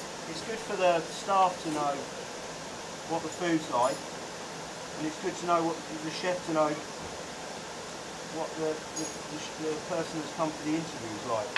Otherwise, you turn up, you know, to the right job, where you come from college and you've done this and the other, and you're not happy about something. I mean, you don't want to be in that situation. So it's good for everybody to be happy before they start. So that's the shepherd's pie off. I will, because I don't like to give up.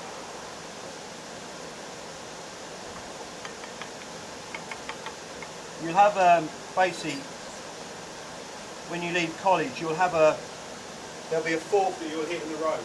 One of those forks will be, do I go and work in a normal sort of everyday pub that buys in microwave foods or frozen foods, and you're not really cooking, all you're doing is just microwaving stuff and you're just going to go out and get paid probably a little bit more money. Well, there is the passion of serving fresh local produce and enjoying what you're cooking, The hours are a little bit longer, but their satisfaction is a lot better, he says. So come and see me next week.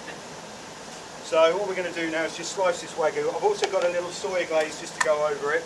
There's a little bit of reduced soy just over the top. Gives it a nice little barbecue flavour on top of it. So that just goes over the top of the Wagyu. Like that. And then all we're going to do is just take the steak. Take the first bit off and then just slice it really, really thin. Just done well there, Ed. Got my one cooking. And then we just go onto the plate. How many of these did you need, Murray?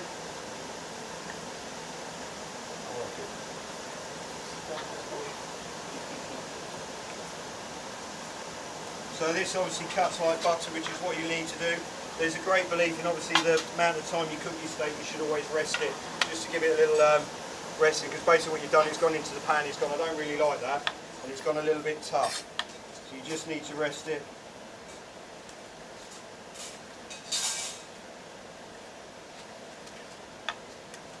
Onto the plate. This one might be a little bit pink, but we can do it for the first time.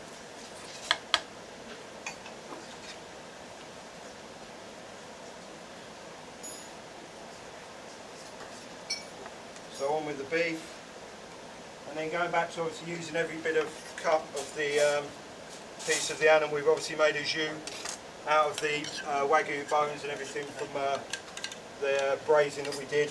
So that then just literally, try not to put too much sauce over the beef, because you still want to see the colour and the pinkness of the beef.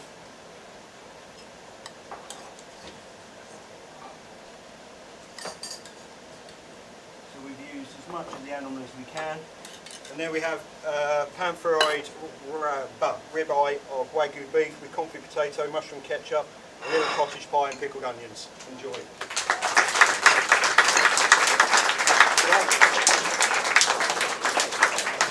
Guys, any questions before Next time I'm doing the soup. I hand over to the yes.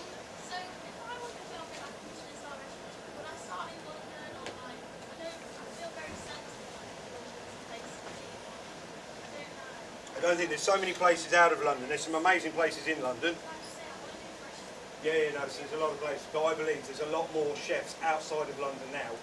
London is the Marmite thing. You'll either love it or hate it. I was there for a couple of years. Most of the chefs that have been here have worked in London. You've got to try it, but you don't have to generally just go for London. You know, you've got Suffolk, you've got Cambridge, you've got Norfolk, you've got Norwich. All of these counties now have got Michelin star restaurants. It's relative, because London...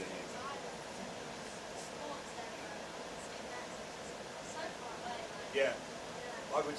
I'm a great believer, and when I was young, we were always told as commies and chefs parties, you should always go to London to work. But I think now, I mean, even if you just spoke to some of these guys here, Adam Smith and Mark Poynton and things like that, they've got Michelin stars, they've worked in Michelin star restaurants, so you don't need to go all the way to London. But more importantly, if you go and work with these guys more locally, they will know people that if you do want to go to London, will help you get into those places.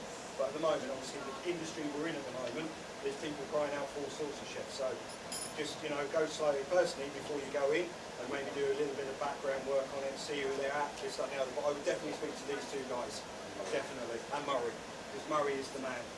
Is that what you said? Murray is the man. I'd just like to say, Chris, how many times have you cooked Wagyu beef? No. So these people here, and this is the main man from Zenhon, he wants to come and taste your beef. Perfect. And Chef Matthew as well. As well as Chef Benoit and Chef Steve Bunkley. And he melting. Is that what they call it? Come through, come and taste. I would probably, yeah, that one. But I hope you've all had a taste of the other, the ragu type thing. Have you all tasted it? And the mushroom stock. That one is. I mean, it does what it says. It's a bit messy, but it's probably due to the shapes. Guys, any final questions? Yes, fire away. So when you, the part that you sliced up, is that the fat? This one, yes, this is basically the ribeye. So the ribeye, what I've done is, because the ribeye is quite a fat piece of meat on the plate, so what I've done is I've just trimmed it a little bit and rolled it. So basically pulled it really, really tightly and clean with it, which we do with most of our meat, most of our pork, our lambs. So you get, basically it's all the same size and consistency for when you cook it. So as you slice every single steak, it will be the same every single time. Yeah, that's the ribeye, and then obviously the rub for that. Sorry? Yes, chef. With the potato terrine, Yes. how come you added corn flour? It's corn flour, so when it's cooked and it's pressed, it sticks it together. So if there was not, what would happen is the clarified butter would melt, and you just go back to how you were before you started cooking it. So the corn flour just holds it tight in together. Right, sorry, I'm in your way. Guys, any other questions? No? Well, Ed's going to tell us a little bit about the wine that he's chosen for this one. Sorry, I'll get out of the way. So, we're sticking with a white wine with this. We hand out, it is reasonably similar to the one we had previously. It's just got a little bit of a higher acidity. The reason I picked that was to cut through some of the classic flavours. Yes, if you look at, yes, it's slight at the end of the day, but being Wagyu and having such a high fat content is actually quite a sort of light flavour. It's not really rich and meaty. It's got a lot more delicacy to it. So don't if you're looking at pairing wines with food, always look at the text. Don't just think, oh, it's a red meat, you think it's a red wine. So it would overpower the dish. So here we're looking at more of the acidity, some freshness to bring to the dish as well. So Brace Winery again. This comes from a little bit higher in altitude, so you do get a little bit more acidity in it. That's what that sort of flavour will cut through some of these rich flavours.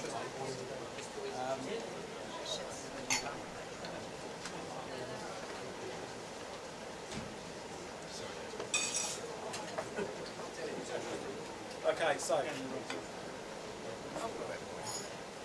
Yeah, two for him, two for his assistant. Yeah. Julie. So at this moment, I just want to say quite a big thank you to Benoit for joining us today. And I've got a small gift on behalf of Passion to Inspire and Hall Garden Wines, which I'd like to propose to you, for yourself and Julie as well. Yeah, you've got to share it. Julie is in Oxford. She's the one picking up the phone and emailing okay. with Murray. These are for you both. Oh, thank you very much. Wow, Very well. look at that. Thank you. Thank you. Ladies and gentlemen, Chris is trying to disappear over in the corner over there, but big round of applause. Great demonstration.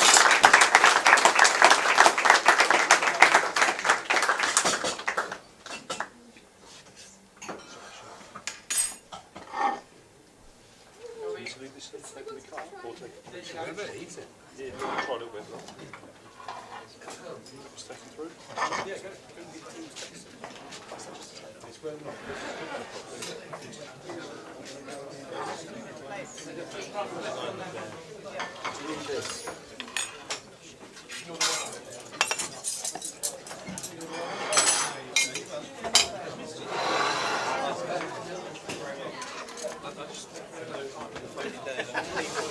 I know everybody wants to be able to.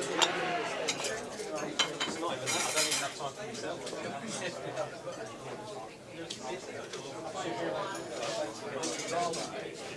I wonder why you were here, right? How did you do this then? How did you get around here? Well, I agreed to grab my Without looking at your diary.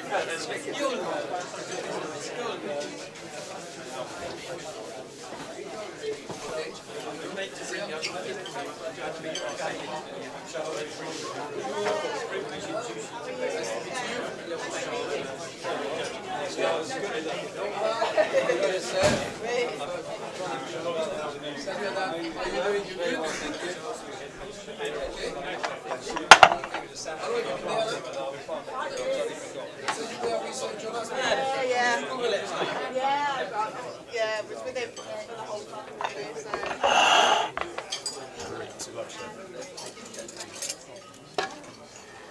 So you guys okay? It's all about the flavour and texture. You happy, yeah? I'll be alright, Marion. I know My you. first rodeo. I trust you. How long's he got? He's 10 got- minutes? He's got eight seconds. I'm joking. Whatever you want. Have we got 5, shall I? It's up to you. You can have as long as you want. Wait. You know how many different bits are in your they all Yep. I thought that.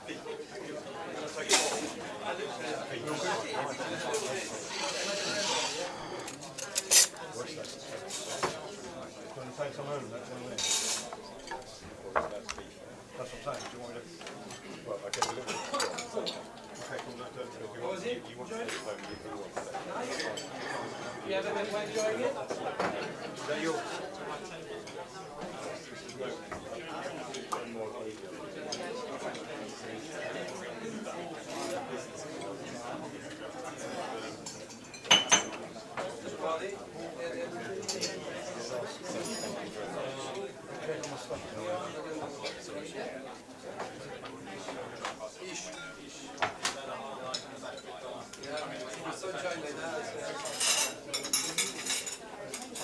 I have to say, I tasted quite a few nice English today this morning.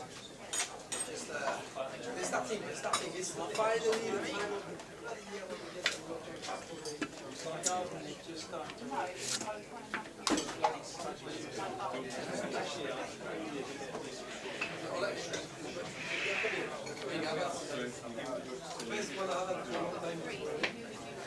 Are you ready?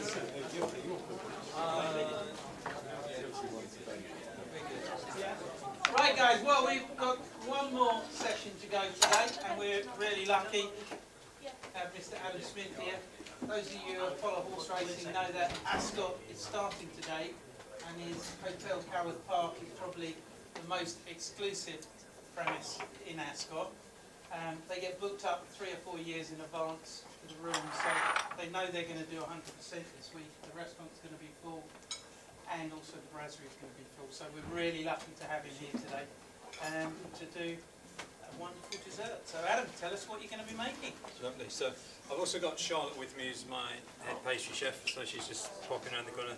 So in other words, Charlotte does all the work. So basically, yeah, Charlotte takes the credit. Charlotte does all the work, but that's quite how we work, because I think being a pastry chef is quite a different thing, as Ben will tell you, and us kitchen chefs quite often know what we want in terms of flavour profile, the texture and things like that.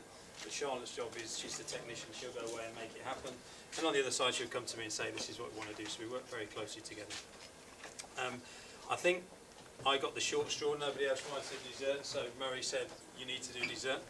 And then when we're thinking about the different things that we could do, or the possibility, and everything we do, we're quite, like Mark said earlier, we're very much based in classical cooking and what we do, but we do use influences from all over the world, whether that be ingredients, whether that be techniques, to highlight what we do.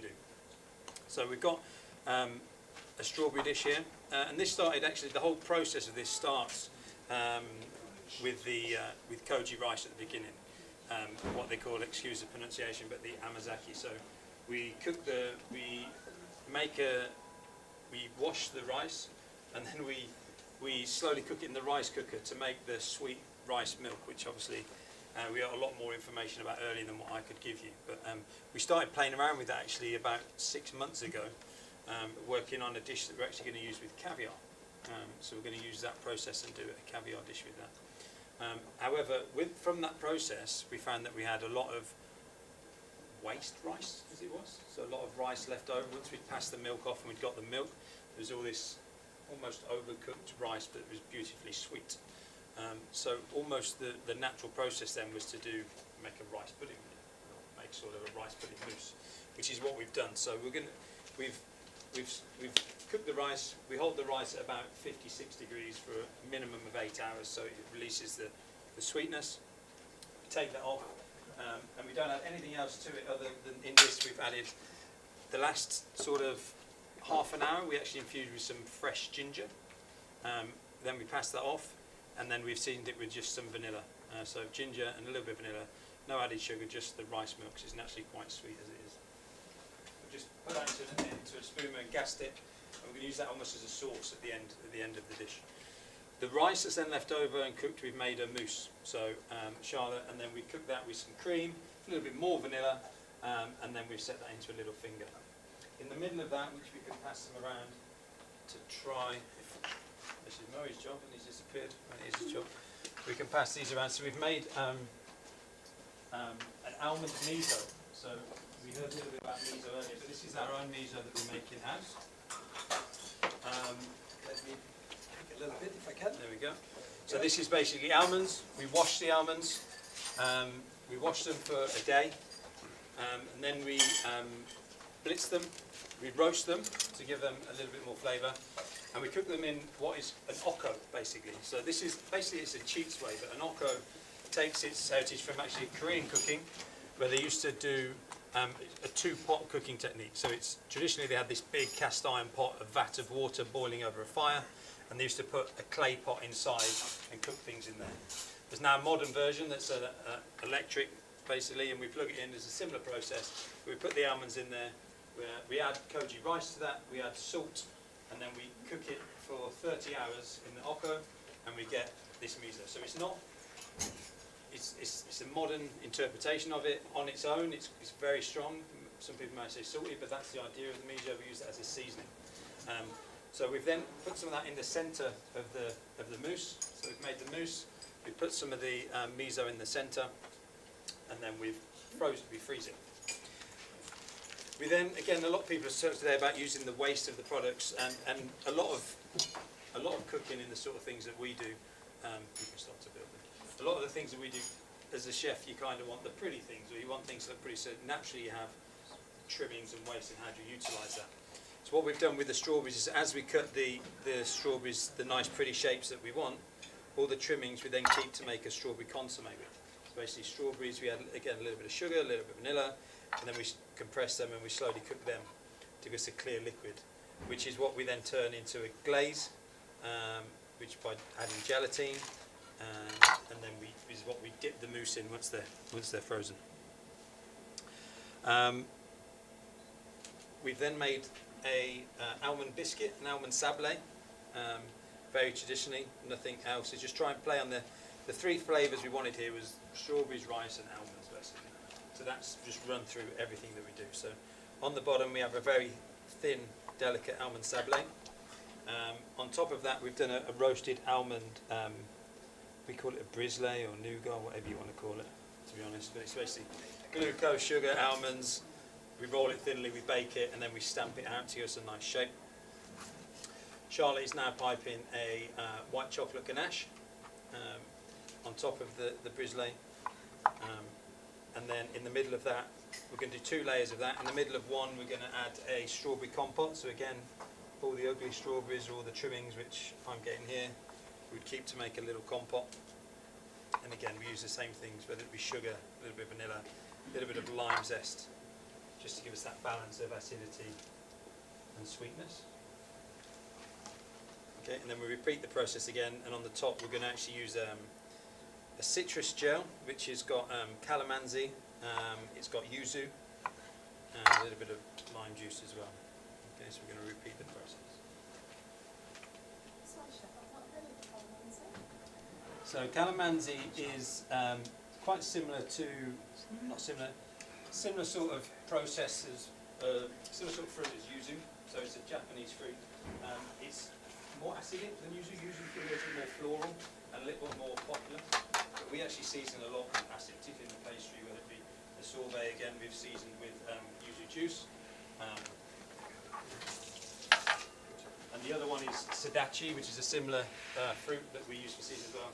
Sadachi is actually the cheapest one. Yuzu is one of those things, like many things, becomes like trendy and a bit more popular, and people like to charge a bit more money for it. So yeah, it's just a citrus fruit basically that we just seasoned with it. They all have different flavours. They have different profiles. So you have the acidity, you have the, again, yuzu itself is very floral. I think it's quite floral. It's quite, too much of any of them, but if you blend them all properly and use them rightly as seasonings, that could be great. Great, particularly for pastry, but we use one of our signature dishes with caviar. We have yuzu on there that we use, again, that we just use to highlight and make things stand out. Yeah, we have some more. So the strawberries are just gone onto the plate raw. There we are. Of which we're just going to add a small amount of the so the almond miso. Some of it we've just pureed down, and we're just going to use this to season the. Again, we've not done anything else to the fruit, so we're just going to season it. The mousse itself is quite rich and creamy. And the idea, I think, again, somebody else mentioned it earlier, I'm not a fan of like, when you plate in dishes, that you start telling people how they want to eat it. There's nothing worse when you sat in a restaurant and the waiter comes over and says, chef says, eat this first and that first. You put it on the plate as you intend the guest to eat it naturally, so that's why I think the balance of seasoning is quite important. So with the journey we've been on today, talking about fermentation, miso, and everything else, I'm just going to bring in Chef Aki here. I'd like to taste this, please. I'd love to. Here you go. Come in, give me your Spoon. spoon. It's ready. Fantastic. You ready? Can you tell me what it is? So, Adam, can you? An almond miso. Oh, I got it. It's so fruity, isn't it? Yes, because a little bit of lime in the end. Love There's it. the, Love it. So did you make koji? No, so we've tried making koji, but for consistency reasons, it's very, very difficult. Right. In terms of logistics of where we are in the space, and so actually we buy our koji rice, we buy it in as a product. Oh, I And- see. Okay. Yeah, from the Japanese centre. We feel the almond very well. I'm not all day. It's been fantastic having you here today, Chef. But I've never seen you so intense all day watching this. Well, I'm interested. You know what I mean? I'm one of you guys, you know, I'm learning. That's what I'm saying. So, You know, and when I'm learning, I enjoy myself and I'm very focused. So we go. so as we're building the layers, again, the idea is that when someone goes through the spoon, you get all the different textures and flavours, and in one spoon you get the almond, the rice, the white chocolate, the strawberry, and then obviously the citrus to finish. Chef. Yeah. And then Charlotte's finishing off some more sablé. So what's that white thing? Yeah, so it's Just white white chocolate. chocolate. That's white chocolate. It's got a bit of titanium through it. Ah, there we go. What I'm about to say. Yeah, right. It's a bit white, isn't it? Yeah. There you go. Yeah, so just basically tempered white chocolate, a little bit of titanium in there, which is still legal at the moment. Not for long. Not for Not long. for long. In France, it's already gone. It's already. Oh. But we had a little bit in there, and a little bit of vanilla. So, that's we've done there. So how many steps do you have in that dish? We could do with a few more. 10, 11. That's Okay. right. So when the service starts, everybody's getting one. You're a little bit in the swimming pool. Yeah, everyone's been. We have 14 pastry chefs, so we've got to keep Oh, it busy. okay, so that's all you need. 14 pastry chefs. It's a small brigade. You need another 2 or 3. Wait. There you go. Go on, if you can do that bit. Wait. So, It's What, the bowls?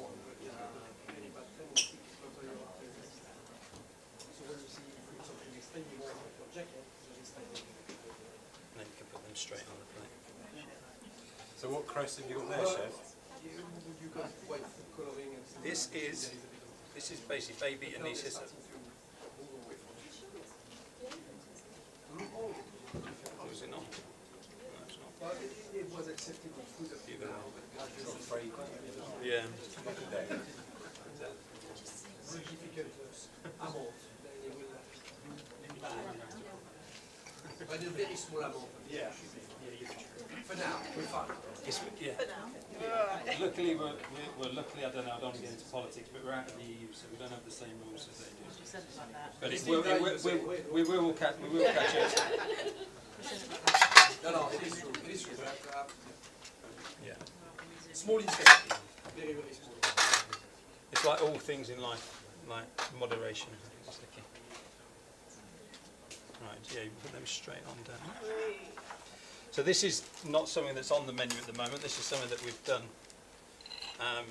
just for today. Like I said, we've been playing around with the amazaki for a few months now in different sizes. And to be honest, I've been using it mostly, like I said, to go with caviar because it gives that umami and that natural sweetness without adding the rawness of sugar, if that makes sense. What's that leaf? What's this one? I thought it was a steam press, but it seems a little bit flat. Or smaller knee sit up. Verbena? Test a little bit like Verbena, maybe? Smaller knee sit up is what we'd usually use. Okay. And then if you want to get the ice cream, we'll shift that on. Or the sorbet, sorry.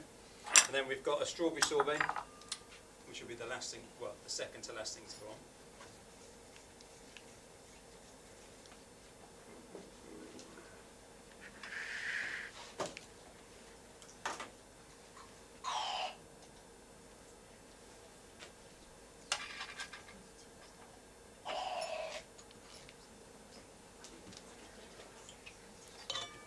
So what does Ascot Week mean to you? Ascot Week. Ascot Week is, I don't know, it's a weird one. It's one of our busiest weeks of the year. It's the only week of the year I have to open the restaurant for 6 days, which is today. Yeah, normally we just do the 5 days, but we do the 6th day. It's just because of our location, like we have a lot of high profile guests with an expectation and just what they want and what they look after, and they're there all week long. And actually it's quite nice because our quietest part of the week is usually the weekend. Well, it will be the weekend this week, whereas normally the weekend's our busiest time. So you are open only 5 days a week, so how does it work? Lunch and dinner 5 days a week? So you have the same team basically with you all the time? Yeah, so you can do that if you want. Normally we, so obviously we've got a team, we're getting about 48 at the moment across all the hotels. We've got 5 food and beverage outlets. The restaurant does dinner Wednesday to Saturday and lunch Friday, Saturday, Sunday at the moment. And that's just simply since we come back after the pandemic and lockdowns and stuff, it's been more difficult to find front of house staff particularly. So we've got enough in the kitchen to be able to do the full 5 days, but front of house has been a challenge. So rather than killing people like a lot of people are doing, we've decided to close the restaurant on certain days. But we still have all the other activities. But you're controlling as well, you get a full restaurant for every other time, so you just balance your... Yeah. It balances the workload, the people, and consistency. There's no point opening a restaurant for 10 covers. Not unless you're a 10 cover restaurant. 65. I'd just like to ask a question. The young man there from Milton Keynes, he's picked his hand up to ask a question. Is that okay? Please share, short and sweet. Is that flaked gold that you've got on there? Yeah, it's just gold leaf.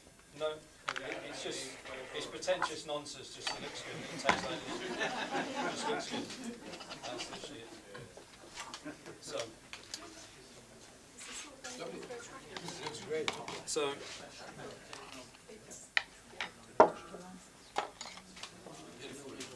Very good. So, as is there is how we would serve it into the restaurant, and then on the side, because this doesn't look particularly pretty when it's on the plate and you hold. So this is the amazaki, like I said, that's got a little bit of ginger, vanilla, and then fresh lime zest. So we would serve that on the side in the restaurant. They would then put that, just use that as almost like a sauce, and we just go over the sorbet. And they would do that normally in the room. So again, it's a seasoning. And again, there's no added sugar to this. When you taste it, you can even smell it. It smells sweet. It tastes, but there's no added sugar. It's just the natural enzymes. And that is it. So, yes. Thank you. Adam, one of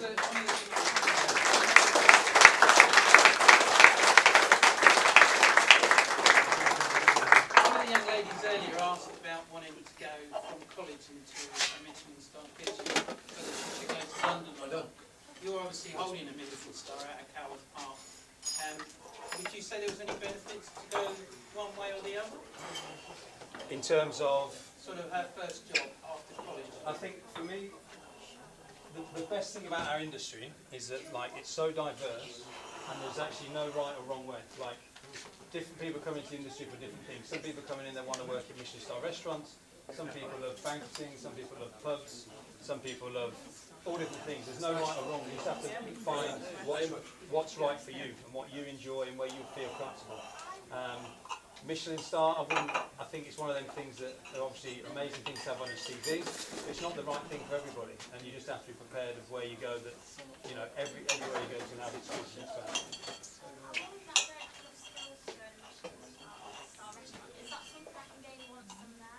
Yeah. I've got skills. All I can only speak for myself. Okay? And our full restaurant team, I don't think anybody in there has worked in a Michelin star restaurant before. And it's not. I think people get into their head. For me, if someone comes to a job interview, and I think people said it earlier, if they turn up on time, they're well presented, and they're well mannered. We do a trial shift for everybody that works with us. But for no other reason than do they like us? Do they like our culture? Do they feel like they can fit with us? And do I feel and we feel like they're going to fit with our team? Because every chef, every kitchen you go to, you're going to learn something new and they're going to do something a different way anyway. So it's more about somebody's attitude and how somebody. And often a benefit of being outside of London, and they have accommodation. Say well done to them. Good work today, man. And so Adam's got accommodation that when you come down to Stegnet, you can go to basic accommodation. Really great. Really great. So you said it's a good price. Yes, we have staff accommodation. Given where we are, not the country tend to have otherwise you should find it. So we have summer share, everybody wants to do first come, first served. That's C plus C4 morning. Love that. Well done. So then, and the last one, which Murray asked us to do, which is not our usual thing, to be honest. Again, like I said, we use a lot of techniques to highlight what we do. Thank you, is that John? Thank you very much. But this is basically a miso caramel. And again, this was actually a red miso. A red miso caramel. Is this our signature chocolate? Yeah, so this is our signature chocolate. So again, please take one and pass them around. I'm not sure if there's enough for everybody. But this is we have a signature chocolate with Verona, so this is a blend we've done for ourselves.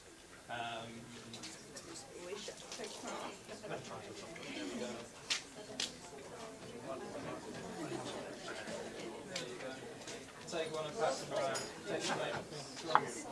There you go, pass them around. Guys, any final questions for Adam? No? It's a red music, which is quite bizarre compared to a white.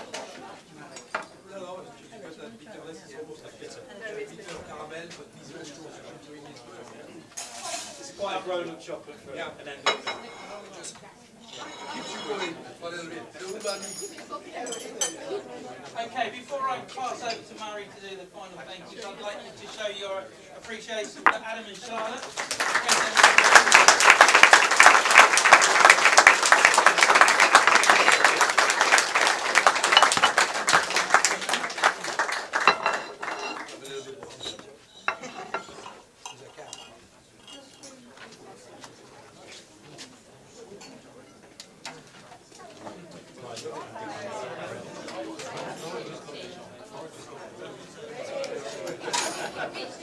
Mr. Murray, are you on the floor now?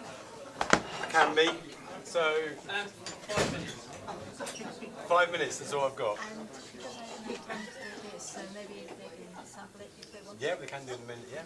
So we're going to have, I'd just like to say to everybody, thank you all much for coming. You know, you guys are, your lecturers, just all of you, look at your lecturers, whether you're online or here today, all of you, look at your lecturers now and say thank you very much, because your lecturers care about you to bring you here and also to be cooking with you online. So well done all the lecturers, thank you.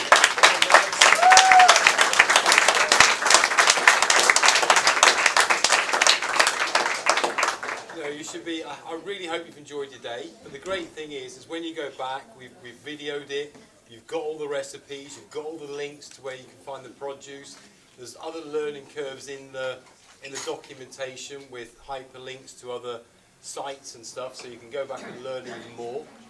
But I'd just like to say to Benoit, thank you very much, sir. It's been an absolute pleasure to have you here. You're very kind. Ladies and gentlemen, the legend, Benoit.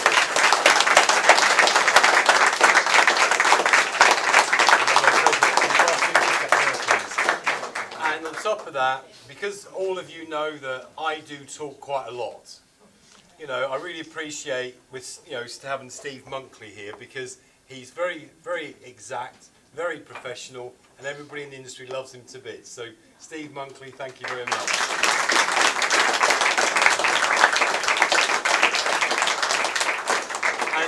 And I've just been given a very special present, Leadership and Innovation, 300 years from Nicola from Direct Meats. Would you like to hand it to Benoit?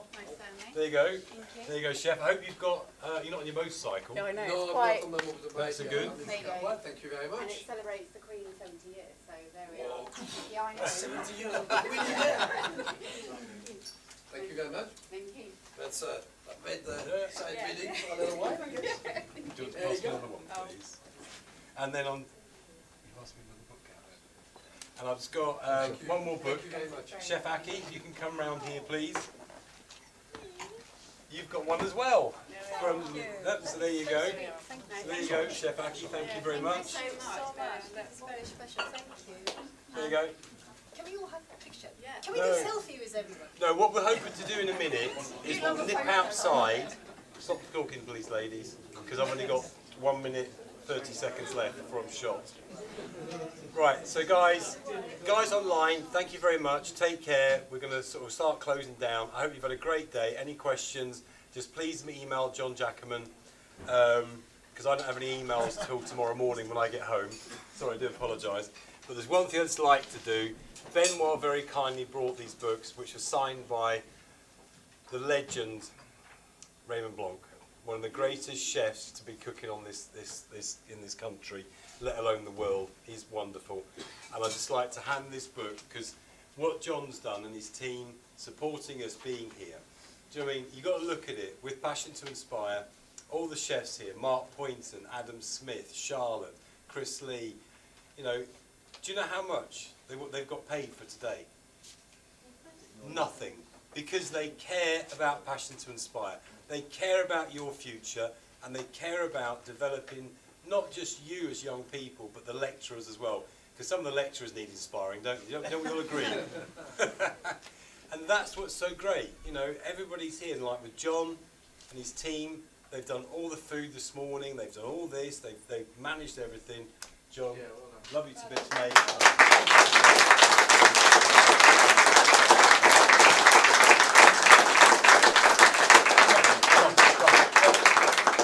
Last but not least, I'd just like to say to Redknees, a very good friend of mine, Bradley Dorrington, you know, it was his idea with me taking something that we normally do, like today, to another level, to have all these colleges online.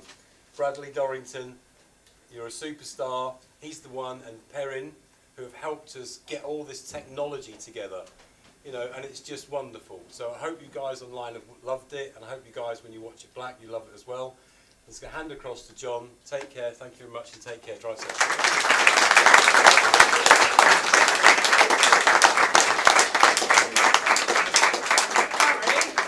We're not getting a big group photo. We're going to do it outside in a minute. I was going to wait until the camera had stopped playing. There's always one Stuart Ascot, isn't there? It's a good question. Guys, literally going to keep you for 20 seconds. I always say we have to pinch ourselves when we get days like this and we look around this room. Passion to Inspire, Murray started that quite a few years ago, and the entire reason for Passion to Inspire to start was exactly this: to get college lecturers, college students and amazing chefs in one room for group learning. That was the entire raison d'etre behind this entire process, and the evolution that it goes through every year. So now, with all these amazing people watching online and cooking online, has been fantastic. So it's the support. Today's a wonderful day, Chef.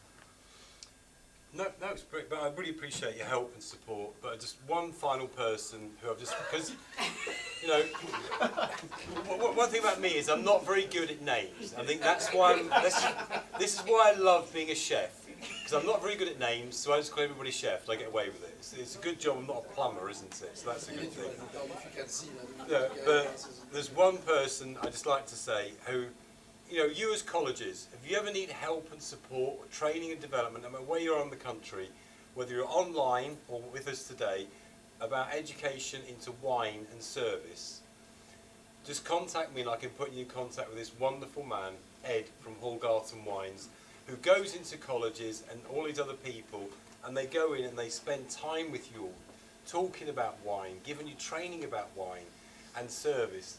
And I'd just like to say, Ed, come here, you're a superstar. Got a present for you, mate. Thank you.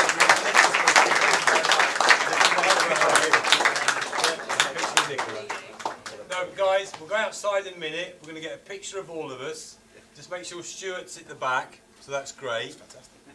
And I'm sure that all of you, I really appreciate you all coming in chef jackets, because I can imagine that somebody will be very, very late going home, because a lot of you will be wanting pictures with It's him. already done. We've done that before.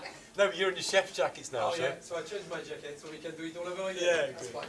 No, but guys, all of you take care. Thank you all so very much. Take care, lots of love, and guys online, take care.